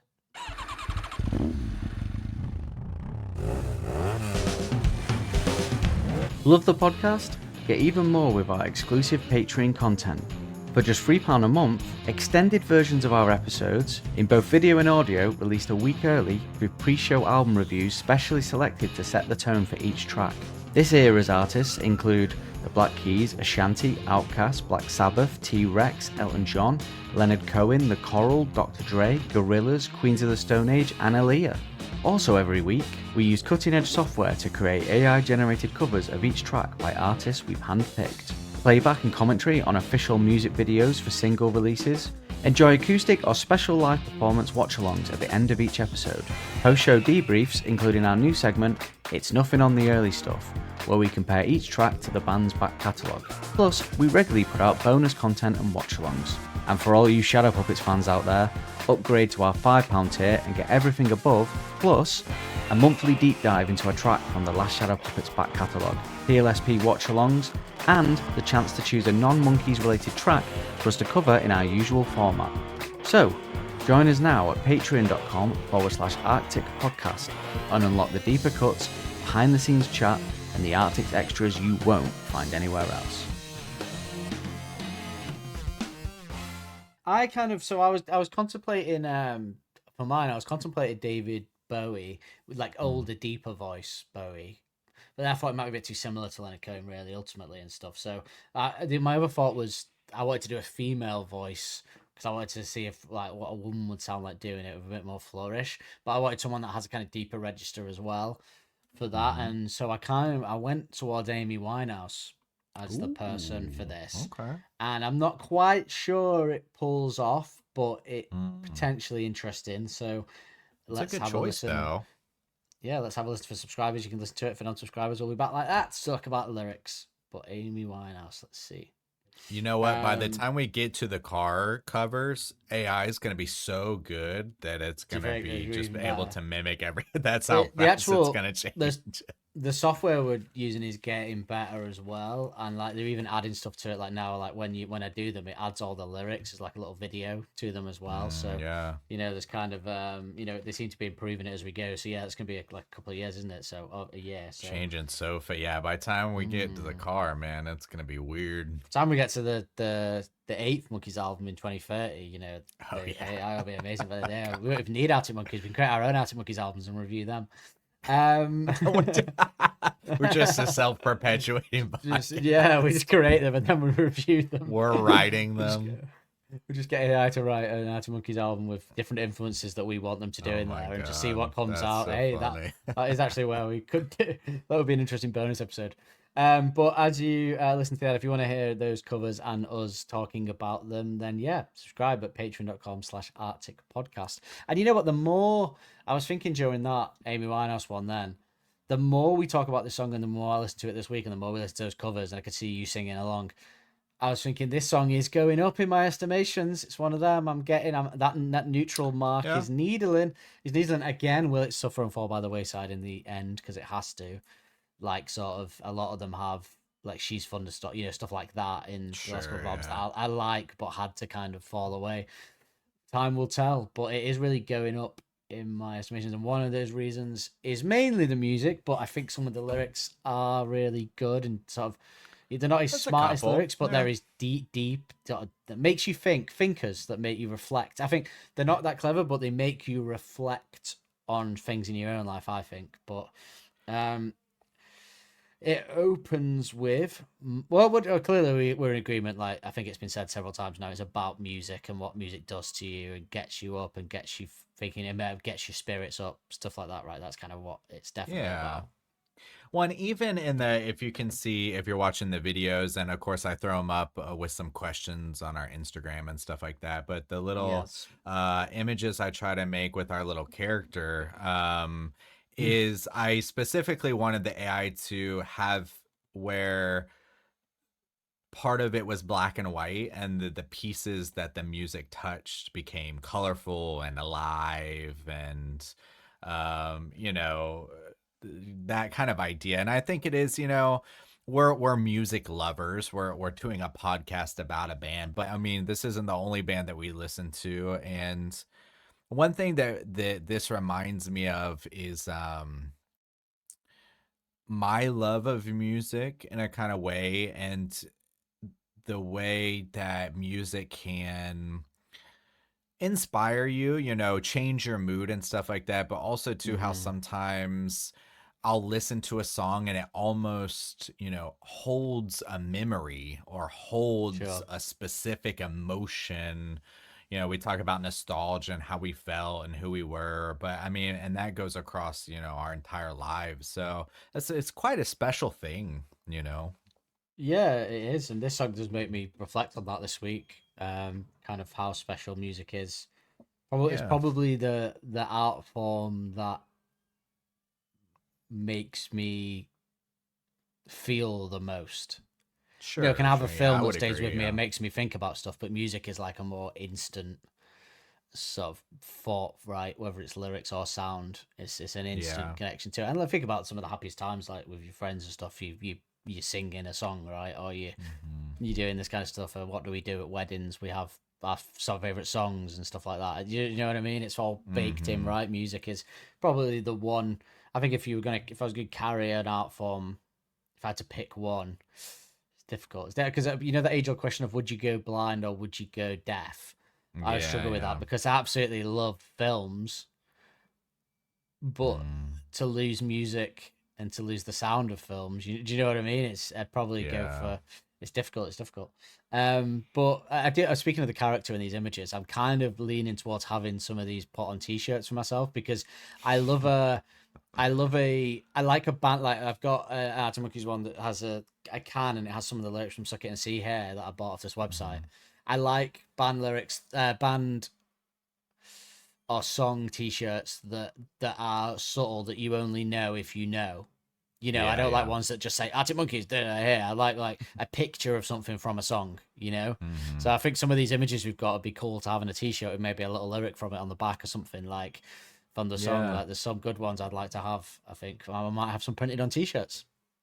Some of them are nice, yeah. And like this week, like I like both of the ones that ended up coming out. You had mentioned that the one that's behind yours could even fit for Fireside because they're dancing around a fire. Yeah, it's nice lead-in, yeah.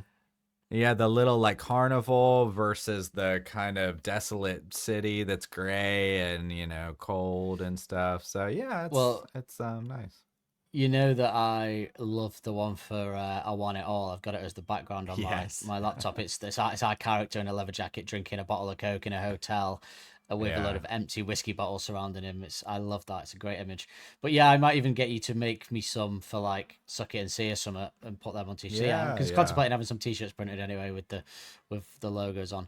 But yeah, so to the lyrics, let's get into lyrics then. So mad sounds in your ears make you feel all right. They bring you back to life. Obviously, as we were saying, a song about the way music can lift your spirits, bring you back from the brink.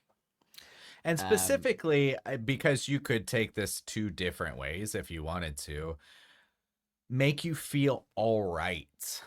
You know, all right can be a kind of neutral type of feeling or slightly positive type of feeling, like it's all right. Or it could be used to talk about a recovery, which is kind of how I'm taking it here as a, you know, like I'm all right. You know, when you think something is more negative and you're recovering and you're moving more into the positive, and you haven't moved too much into the positive, but it just gives a more positive and dramatic interpretation for me to make it think it's more that of like it's bringing me back to life, but it's like I was down, I was depressed, or I was going through a hard time, but they make you feel all right. You know, they're kind of bringing you back up. Yeah, I guess I saw it as like contentness, to be all right. You're content. You know, you're in a good place. All right's a weird word with the way that us in Northern England, like us and the Monkeys, the way we use it is like a greeting as well. So if I meet a friend for a drink, I'll be like, "You're right." Like that's it's like it's a hello. It's a "You're right." Like it's a it's a greeting for us in the north as well, a way of saying hello and are you okay? You know, I don't think that's how he's using it here, but it's interesting that the relationship that we as Northerners have with the word "all right" is a little bit different. You know, you wouldn't like say "Are you all right?" But you kind of in the greeting, it's kind of "You all right?" It's kind of asking both. It's hello and you okay? And you wouldn't say back, "Yeah, I'm okay." You just go, "You're right," and you go, "Oh, yeah." Yeah. It's a weird thing that we do. So yeah, I don't think that's how he's using it here though. That's I think for me it probably is a recovery or a contentness, like you say. But I do like the bring you back to life. I mean, that is you know, it's got emotion to it, you know. Yeah, and you have that even if it's just a little thing where you feel a bit under the weather or something, and then you crack on a song you like, and it can just lift your spirits, right? It doesn't have to be a big deep thing, but also when you look, we use it like, well, you know, if somebody dies, we use music at funerals. If you have a breakup, you'll have certain songs that you might listen to and stuff like that. And then you'll go through the phase of listening to sad songs, but then you'll go to like, you know, your Glory, I Will Survive type songs. You know, you sort of, fuck you, I'll be back. So we do use it in that way. In one of our pre-show reviews for this album, there was some song where we were like, that's a great breakup song. I can't remember which one it was from. I'll have to go back and think, but it was like a great breakup. We were like, oh, it's such a great breakup song. God, it would have, because we were like, it gives you power. We were like, it's a power, like not a mopey one, but one that like empowers you. But I can't remember. I can't remember. Oh, it was from the first one. It was from Brothers. My next girl will be nothing like my ex girl. Yeah. That's what it was. Yep. That he wrote that after he just gone through a divorce, so it was directly. So my next girl. Yeah, it's a great song to listen to. My next girl will be better than my ex girl. Yeah. So yeah, music. We do use music in that way. So yeah, bring you back to life. But then in the same vein, he says, "Mad sounds in your ears make you get up and dance. They make you get up. Yeah, they make you get up." There was a part when it first came out where I was actually wondering if it was directly about a breakup and then how music can get you up after a breakup, because like the next line is "love buckles under the strain of those wild nights," which is an interesting line because when I remember I've been in a couple of situations where whether I've dated someone a lot or whether it's been a relationship where we've had wild times, right? Where we're getting drunk a lot, we're doing whatever, and it's a bit crazy, and that can put strain on the relationship, like, because if that's the party and is all you do, that can be difficult to be in a normal place, like. But also, but does he mean solely though as well, like it's ruining the relationship, or is it a solely thing, like he's being wild while he's in a relationship, the other person isn't, and love buckles under the strain of his wild night. So if he was in the band, for example, and he's going out and he's partying a lot and he's not seeing his girlfriend enough, that can put strain on the relationship, right? So do you think it's the couple together, or do you think it's him on his own, or do you think it's neither?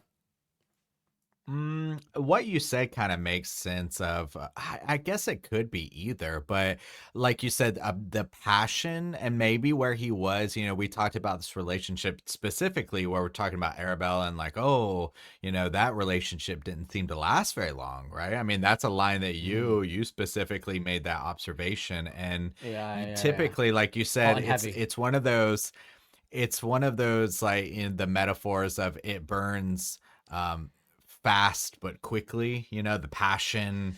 It's just so Yes. powerful that it burns itself out even more. You use up all the fuel that much faster. So yeah, I mean, maybe with the situation going on, I might lean more towards the couple themselves just kind of burning themselves out through that kind of those wild nights.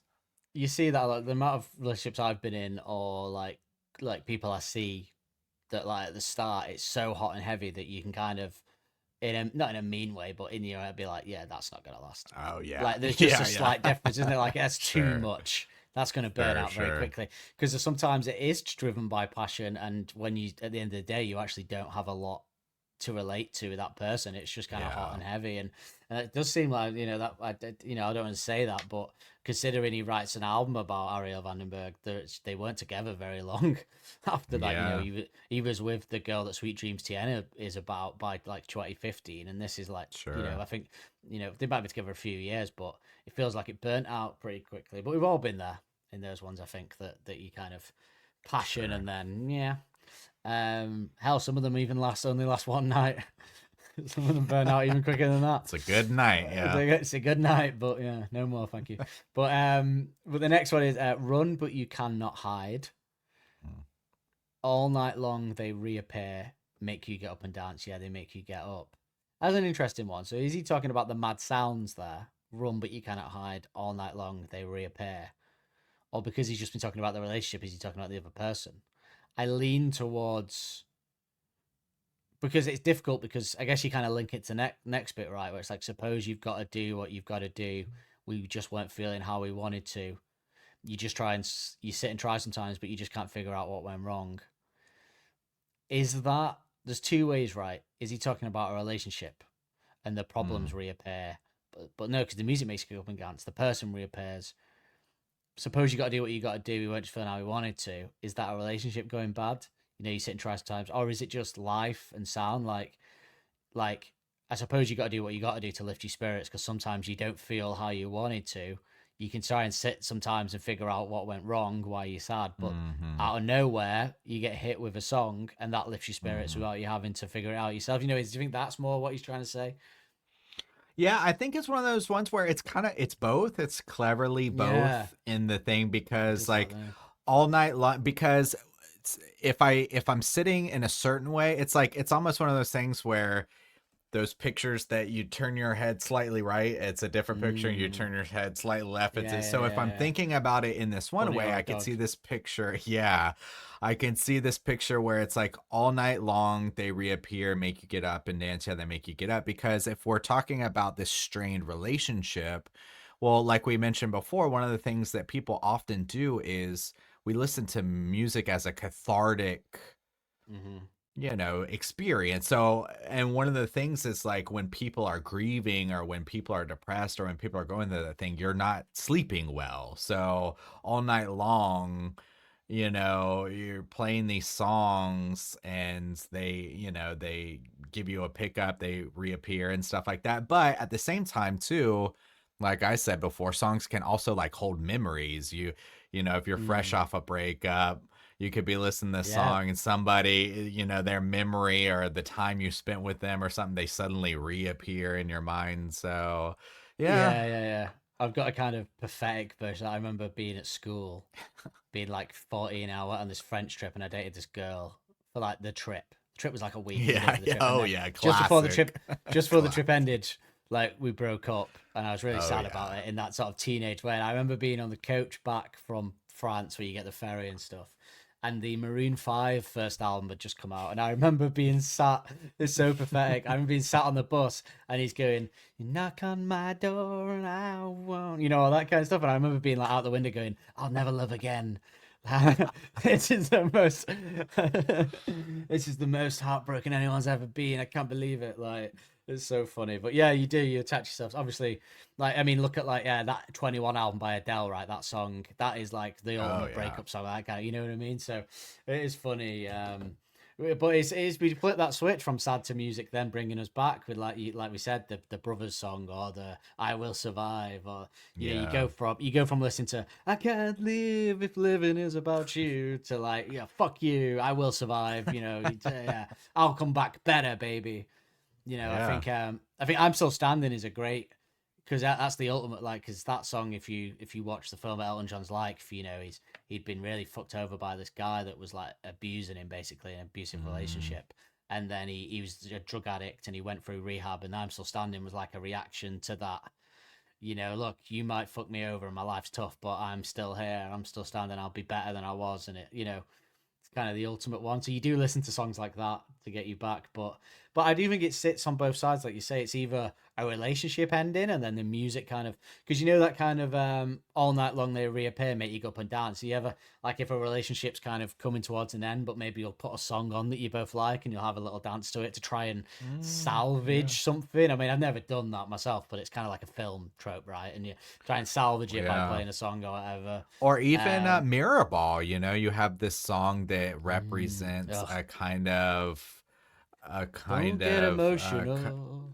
Yeah, I mean, it's this, or even, going back to "Do Me a Favor," of this bitter, sweet type of feeling, or not sweet really, but, just this, not necessarily anger, but just this, frustration, this sadness that it's ending, even though it needs to end or whatever. And yeah, you got a song for that too. There's a song for everything.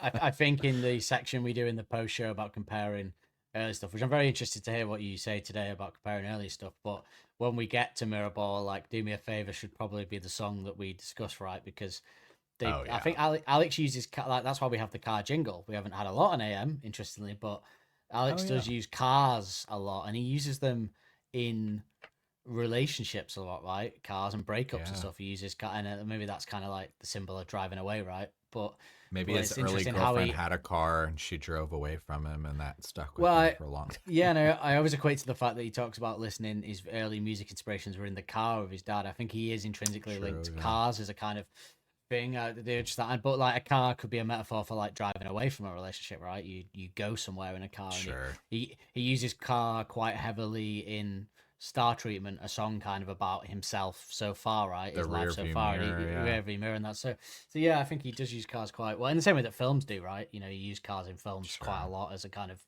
motif. But yeah, I do think it sits on both sides. It could be the music saving it, or just one person's mood as well. It's interesting. But I do like that idea that they use "Ooh La La" in the song as a reference to someone hitting you with a piece of music. So out of nowhere, somebody hits you with an "Ooh La La La" like a music. That's quite clever, I think, because that's one of them things. I said in Arabella about him saying about the solo being used as "it sounds like," and then doing the solo. And I think it works. You can get that terribly wrong when you do that, though. You can come off as awful cheesy if you fuck that up, but they nail it again here with the, somebody comes and hits you with a "ooh la la la."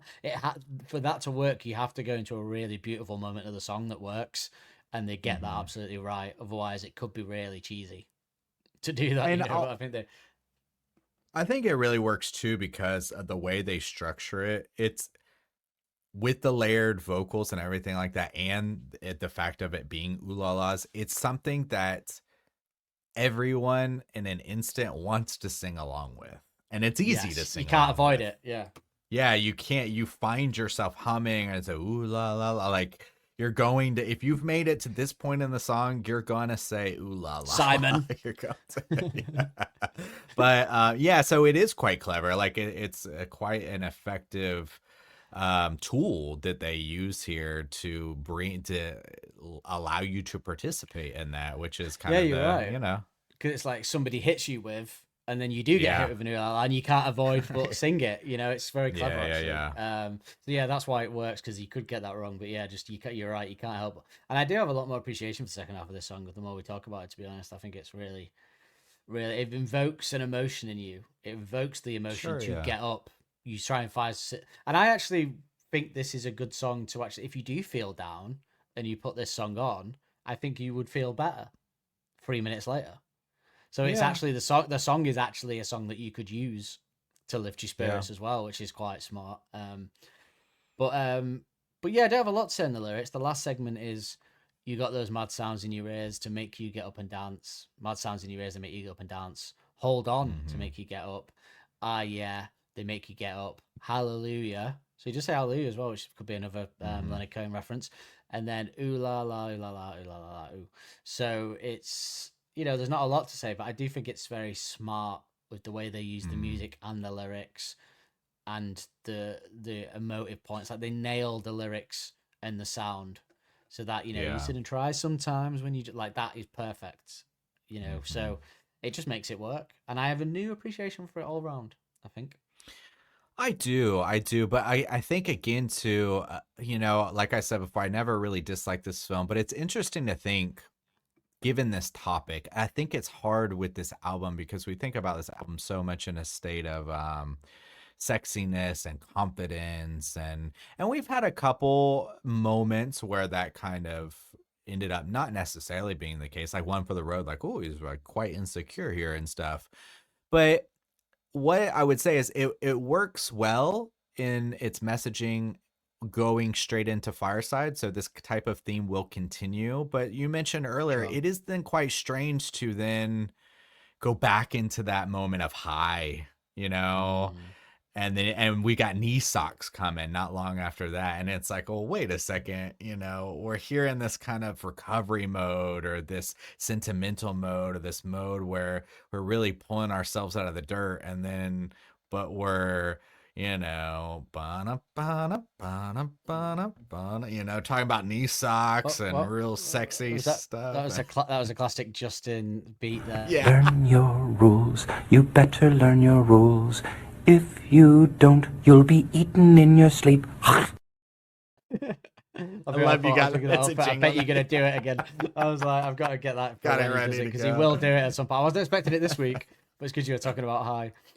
I do. It's interesting. I'm gonna, when we get, because we have a break in between Fireside, because you're busy doing something, because we're recording in advance in between, and I'm gonna listen to that bit and try and make a definitive decision on what I think on that transition there. So yeah, that is going to be an interesting chat. But for this part, without that, this song does kind of work where it is, I think, and it does work all round. And yeah, the neutral needle has moved to positive more than neutral, but it's not like, I'm gonna love it, but I'm gonna listen. I'm gonna try and listen. I'm gonna listen to it a lot more, I think, before we do the wrap up, and see if it can be bumped up in any places, maybe. But it's a tough album, right? Tough spots in this album. It's tough, yeah. It's tough. But if you're done with the lyrics, should we hear it from the horse's mouths? Should we hear it from the monkey's mouths? You might say. I bet Alex has a lot to say about this, if I had to guess. Well, it is a 4.5 minute one, which is longer than some, so you may be correct on that one. Too much to discuss over a bucket of balls.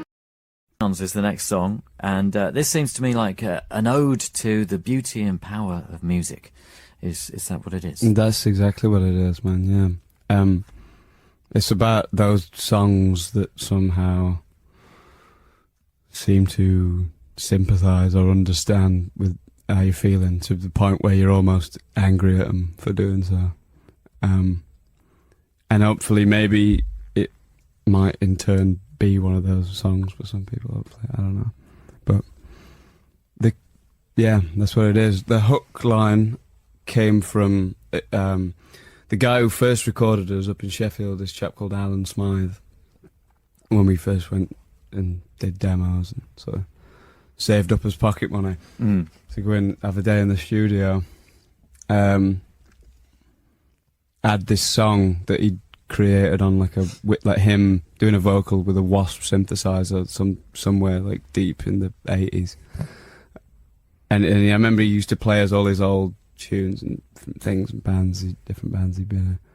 There's this tune called Mad Sounds that he had, and it's sort of him singing. He's like, "Mad sounds in your ears, make you get up and dance, make you get up." And we like always, oh yeah, play us that Mad Sounds tune again now, because it's like that was such a cool hook. I don't know. So 10 years later or something, I was sitting there like playing this guitar lick and kind of remembered that and started singing it along, and then the rest is history. Yeah, the rest materialised. Excellent. So and who was singing that in that original thing that he was playing to you? Al. Al. Yeah, So yeah. he was saying, himself. so One does man. he get a writing credit on? Yeah, he does. does. Excellent. Yeah, yeah. Oh well, that's great. Yeah. That's fantastic. I love that idea, and I love the idea that something can stay with you and develop. 10 years further down the line. As I always, used to, and I've been thinking about it for ages. That kind of like, oh, that'd be good to make that into something else. I don't know. And then it seems to go perfectly with that little sort of guitar lick, which is kind of totally opposite to kind of the original version. But it has a nice kind of works classic feel to it, though, the song. I mean, it sounds like, it doesn't sound like any of these songs, but it could be Pale Blue Eyes or Under the Boardwalk or Stand By Me. It has that kind of feel of a kind of classic rock and roll thing. So yeah, I really like it. But I like that idea that in a way, musically, it's saying we love music of all shapes and colours. Yeah, exactly. But it's kind of fairly straight ahead as the song itself. Yeah. And you've also got a different drummer on this. We play just percussion. Percussion, right? Yeah. Pete Thomas. This is Pete Thomas, who was part of Elvis Costello and the Attractions. Still is. Still is. Yeah. Still going. Yeah, Yeah. still going. Still strong. spinning wheel. And he lives in LA. Is that? Am I right in thinking? That's right. that? Yeah. And why did you need to get him in? Because Matt injured himself and was out of commission for a little while, and having already lost some momentum, as we previously discussed, we felt it was important that we kept spinning the wheel. So we got Pete down to help us kind of work out some of the knots in the stuff we were working on then. And Mad Sounds was one of the things that we kind of worked on with him, and then kind of went on and re-recorded, but sort of kept some of his percussion in there. And his like spirit, I suppose, is on there as well. Like, he's a good hang, Pete. Like, and he, he's great to be around and a lot of fun. And we had a laugh with him. And there's certain parts, this song Snap Out of It that we'll get to later, for instance, like that. Sort of without his enthusiasm, when it was a germ of an idea, wouldn't have come to fruition, I don't think. So yeah. Yeah. I like Nice that. one, Pete. And you can hear his percussion work on this. It's Mad Sounds, Arctic Monkeys, Exposure, XFM. Too much to discuss over a bucket of balls.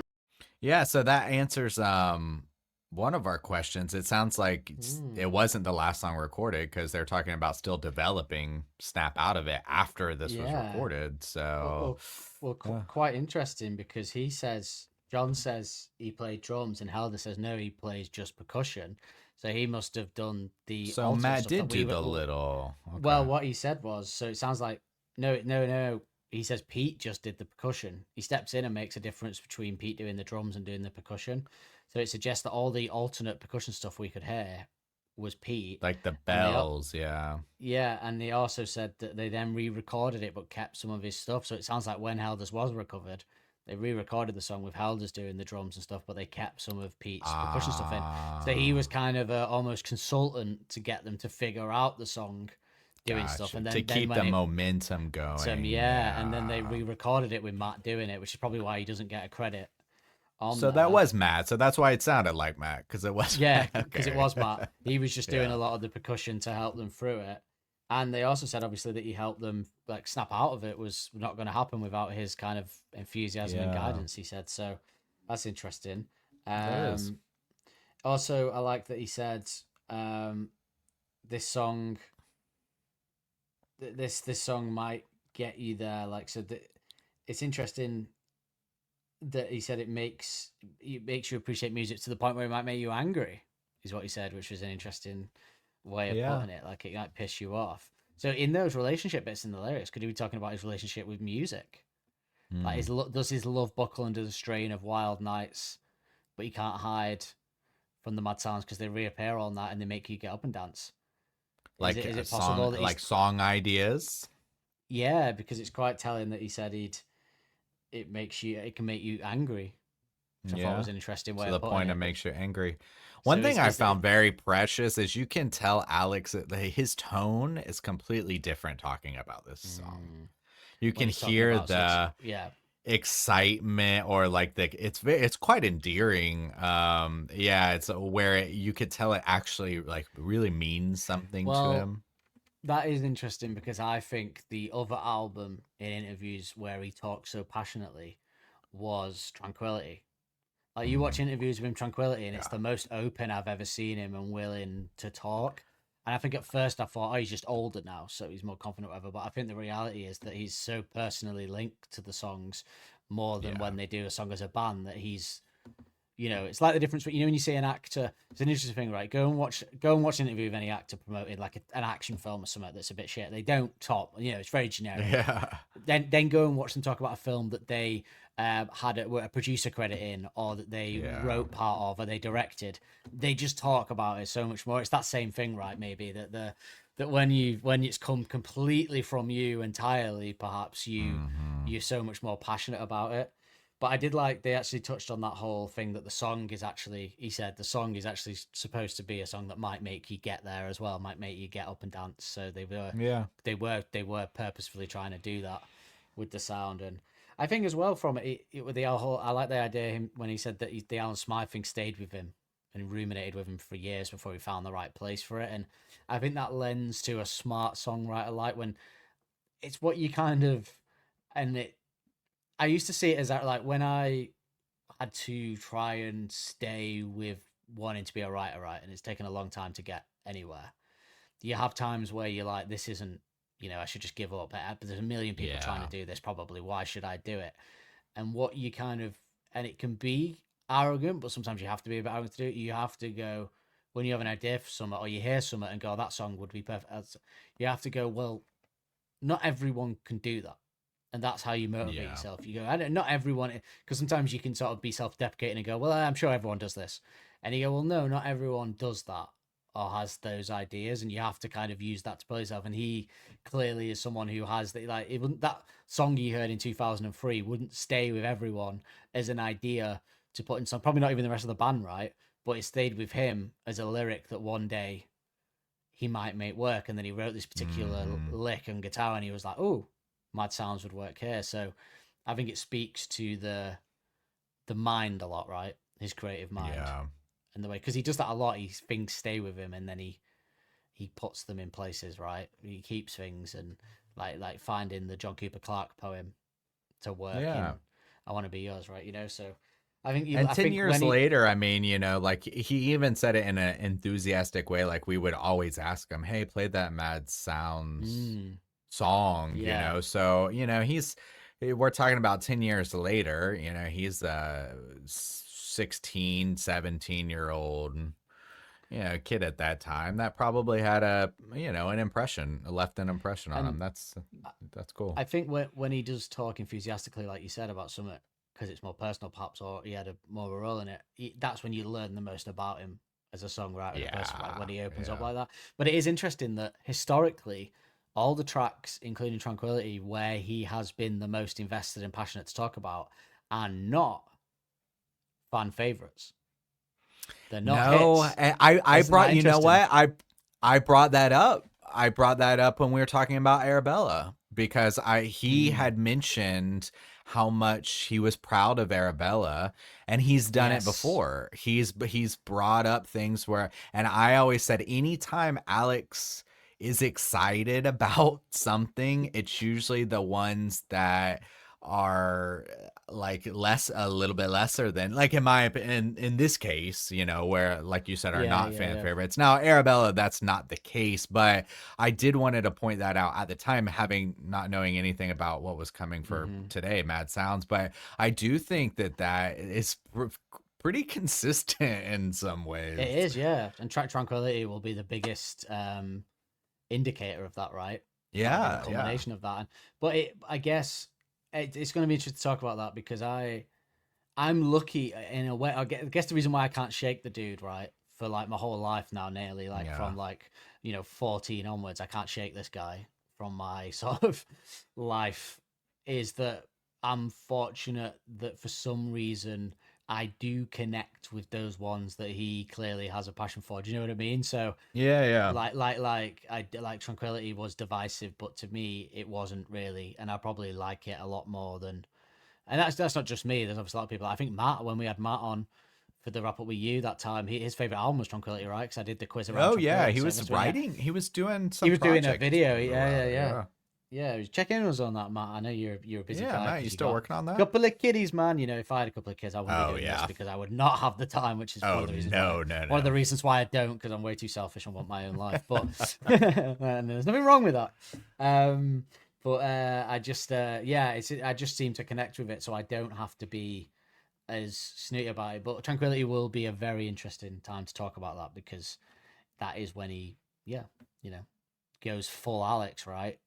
Goes full creative mode, not like passionate mode, I guess. But we do have a little bit of shipping forecast. Listening to the shipping forecast. And for anyone that's new, because we haven't a lot of this series, this is a part of the show where if we see anything, it was originally set up because a lot of the girlfriends were getting a lot of hate online in comments, which we thought was really uncalled for, to do that. So we wanted to just, say nice things about them on social, stuff like that. But it has also just become a kind of news section, because the shipping forecast is a news broadcast here in the UK for sort of season stuff. But I did notice on Helder's story the other day, he showed the cover. It was his dad's birthday, and I'd forgotten when you have the I had the Who the Fuck Are Arctic Monkeys, I think it was Who the Fuck Are Arctic Monkeys CD. Yep. Had a picture of his dad from, like, I assume the 70s, maybe something like that, as a young man. Vinyl too. And he kind of he looks like vinyl as well. Yeah, he looks like Helder's, but like not, doesn't he? He looks like a weird alternate reality version of Helder's. So it was his dad's birthday, so he posted that picture, and it was nice because it reminded me that was the cover. Because I think when I first got that, I assumed that was Helder's when I was like, it looks like him. It looks like him younger, 16 or whatever. Because I didn't, I didn't know. But I did follow his dad on when I had Twitter. I used to follow his dad, and he was to try and get tidbits, and he was. I think I was used to try and tag his dad into the comments for this podcast as well in the early days, trying to get a reaction. But he seems like a sort of cool guy as well. Also, he met an actor from a show called Mobland as well, Helder's on there, which is a show that I wouldn't watch because it is about like Scottish gangsters, as we said. I think it's a Guy Ritchie show, actually, so not for me, but it is on Prime. And he was sat with his daughter doing a pigtail on him as well, which was nice. Funny photo. But also, you said to me in a text the other day, we were talking last week about the gig that is tonight, the day that we record, where Nick is doing the bass for Tom Rowley. And you said you heard a rumor that Alex is in Sheffield, apparently, today. I did. Somebody posted something that they saw him at the train, or on the train, or at the train station, or something like that. Yeah, that's really interesting. And like you said, I wish I could go to find out if he was at that gig, but unfortunately the time was. I found out too late, unfortunately. Oh no. About that. So, but it's one of them. I talk to this about my girlfriend a lot because she's met members of Radiohead when they're at like smaller gigs. Not Tom York. That's a dream. Yeah. But we met the drummer like a couple of years ago. We saw him at a gig and that, and she kind of falls apart around them because she loves them so much. And I just don't know if I want him. Like, what would I say? What would I? I'd just go like, what do you say in a passing meeting with someone that you've idolized for years? That you do a fucking podcast. Do you know what I mean? It's like, what do I say to him? What could you possibly say? You need dedicated time to have a chat. You can't. I like you. Like, what do you say? So I'm kind of scared of even meeting. I think I could meet Nick or Jamie more, even Helder's, but meeting Alex would just be so like don't know. You just got to what do you pretend say like to you him? have no idea who he is. That's the key. Yeah, that's you what I just mean. gotta You can't pretend say like, hey anything. man, what do you do for a living? You gotta hit him with that one. Hey man, And I'm he'd Dan. go, What's going and on? What do you do for a living? and he'd go, Dan, I listen to the podcast. I know what you I do. listen That's what every he said. week, Dan. I He know goes, you know why, who I am. Why are you lying? I was going to tell you everything that you wanted to know, but now that you lied, I'm not willing to. Oh, great. So yeah, I'm not even sure. I like to keep him as a. Sometimes I think your hero should stay as He man, calls you myth, out legends, by right? name. I know. Imagine that. The man, the myth, the legend kind of. You know they say never meet your heroes, right? Who knows? There might be some Yeah, truth in that's that. true. So, but yeah. Shall we move to our favorite lyric? Yes. Too busy with the mind on clever lines. I think because I think it's like the deepest part of the song and I like the way it's performed, I'm going to go with the segment. Suppose you've got to do what you've got to do. We just weren't feeling how we wanted to. You sit and try sometimes, but you just can't figure out what went wrong. Then out of nowhere, somebody comes and hits you with an ooh la la la. Yeah, love that. specifically that line of you sit and try sometimes, but you Sometimes, but just you can't just- figure out what went I- wrong. That's the like that really is. And we didn't talk specifically about his vocal performance. We talked about the layering, but the way he performs that is great, right? With the what went wrong, yeah. like just kind of letting his voice go a bit. Yeah, great. Yeah, that is probably like the most like kind of powerful, touching lyric of the song. But I also went with wait, I have it written down here. Love buckles under the strain of those wild nights. Run, but you cannot hide. I think that's a good. The love buckles, like the choice Yeah. of those words. Of, And that, yeah, yeah, and I am now intrigued that he's just talking about the love because he said specifically about being angry that he's just talking about the love for music can buckle under Yeah. wild nights, which is interesting. But like to me, when I heard it, it made me relate specifically to as we do put our own stuff in it, relationships and sure. wild relationships that can buckle under the strain of, if you're waking up hungover and God knows what else with someone every day, there isn't much room for the relationship to grow, But good. There's some powerful stuff in the lyrics. But let's do our favorite. The jingle. This song is one of our jingles, as we will play Yes. now. Mad sounds in your ears. They make you get up and dance. They make you get up. So, Justin, what is your mad sound? So Mad Sounds. ultimately, especially too, because I was really excited about Nick. I'm gonna give it to the bass this week. I think the bass is the most impressive part of the song, and I was happy to see it go. But specifically, if I'm gonna tie down a specific moment, the ooh la la part, the bass is just really good there. And like I think you were mentioning that was the part where it kind of gets lost because so many things come in. So it was really nice to listen to the instrumental and first be like, oh, Nick's sounding really good here. And then to be able to hear that part without all the vocals and everything going on and be like, well, this is really great. So yeah, I'm gonna give it there. I think, because we didn't actually talk about Jamie much when we did the music, but I think if we assume Alex did the lick, because he said he was writing the lick in the John Kennedy, if Jamie's doing the deeper and then that lighter tone as well, if he's doing those two parts, then that's very nice work. So I'm going to give it to, I think this is a good guitar song.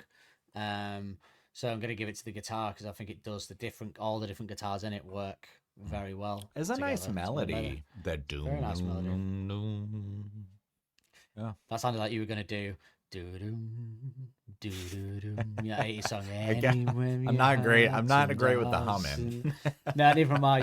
I do the same thing. I try and get whenever I hum anything to my girlfriend, she's no idea what I'm doing. Like it's like what? Like I just got it sounds right in my head, but it doesn't come out right of my mouth, obviously. That could be a good line for the song, couldn't it? Sounds right in my head, but it doesn't come out properly. I will on the lyrics as well. Yeah, I do. I will just say as well. I think that that "mad sounds in your ears" is a cool line because for it to be used originally as like a sort of like mad sounds in your ears kind of then to be used as a sort of sweeter version of that about the appreciation of music is quite a nice double use of the same line, right? Different perspectives on the same line. Yeah, very nice. But I don't have any hot takes for this week unless you do. So not many. No, not really. I guess the hot take would be, as we discussed, that this might be the most unique Arctic Monkeys song. In that it doesn't sit with any of the other canon very well. But I think throughout our discussion, we might have changed that a bit from what we said in the opening 10 minutes or so. True. Yeah. So Yeah, I'm going to that have might to change. sit with one. This is one that's really going to, when the list comes down to it, wrap up. it maybe after we've had this discussion, I'm going to feel, if it does start to slide, I'm going to feel a little more guilty that it's sliding, you know? Yeah. Well, yeah, it's going to be, we will pick this song up in the wrap up, and I think we'll have a lot to say and probably ruminating on it as well in that time. Yeah. But let's move on onwards and upwards then, put a pin in that until the wrap up and move on to our track next week. And we'll do the section where AI gives us a little description of what that track will be. You push the button and we'll do the rest. Fireside is a love letter written in ashes, whispered through a fog of old perfume and flickering neon signs. It's a song for lovers who left too much unsaid and now find themselves pacing memory's hallways, fingers tracing walls that feel both familiar and wrong. Turner doesn't beg or plead, he confesses, like someone fumbling for a light switch in the dark. He reaches out to a ghost that might still be warm. There's longing in every line, but it's not clean or cinematic. It's frayed, low-lit, half-drunk on nostalgia. The melody is velvet-lined regret, sultry and slow like the drag of a cigarette in a room you used to share. The swoops echo like old voicemails you can't bring yourselves to delete, tucked between lyrics that haunt. This isn't heartbreaking flames, it's the embers after. It's the scent of her on the pillow, it's the fuse still burning, but no one left to light the fire. Fireside doesn't scream, it simmers, and in its quiet ache you'll find the truth. Some loves don't end, they just change shape and wait for you in the dark. Ooh. Damn, I will, that line I will, about the ghost that might still be warm. I know, right? Fucking AI, man. Like I say, we'll make some Arctic Monkeys AI albums that we can get the AI to review itself. It'll just go full meta.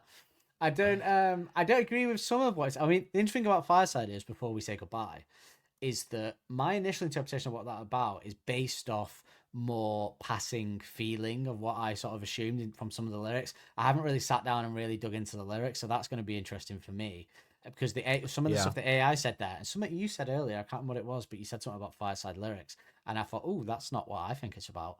So it's very different. But in sitting down to do it, I will say next week whether that has changed. My opinion, has actually changes when I actually. I was talking about because we were still associating the lyrics with love specifically, and saying that kind of carried on into Fireside, exactly, but didn't make sense with why'd you only call me when you're high attitude. Yeah, I'm not sure I necessarily agree. Love, but we shall see. I have thoughts, but I could be wrong. So I'll just, if I am wrong, I need to spend time with it too. To be honest, I haven't done my full analysis yet.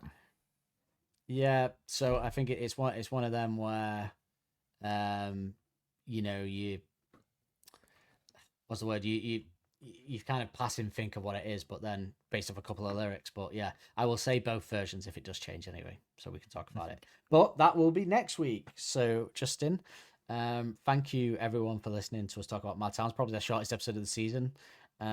Which is still gonna be about over 2 hours, so that's still pretty good. We can still do it. Even with these ones. But next week, obviously, I think we'll be a little bit more in depth. And number one, Party Anthem was insane because I said to you afterwards, there was no covers, there was no clips, apart from a couple of song clips in the lyric section. We really just talked. The music section was huge. We talked about the music for the most we've talked about the music, I think. So, we will see you all next week for Fireside. See you next week. Bye. Don't Believe the Hype is hosted and produced weekly by Justin Toole and Dan Holt. The music used in the titles is royalty-free music courtesy of Les FM. Don't forget to subscribe on your podcast player of choice to be notified every Wednesday when a new episode is released. Sign up with us on Patreon to get exclusive content including coverage of The Last Shadow Puppets, Arctic Monkeys adjacent album reviews, and concert watch-alongs.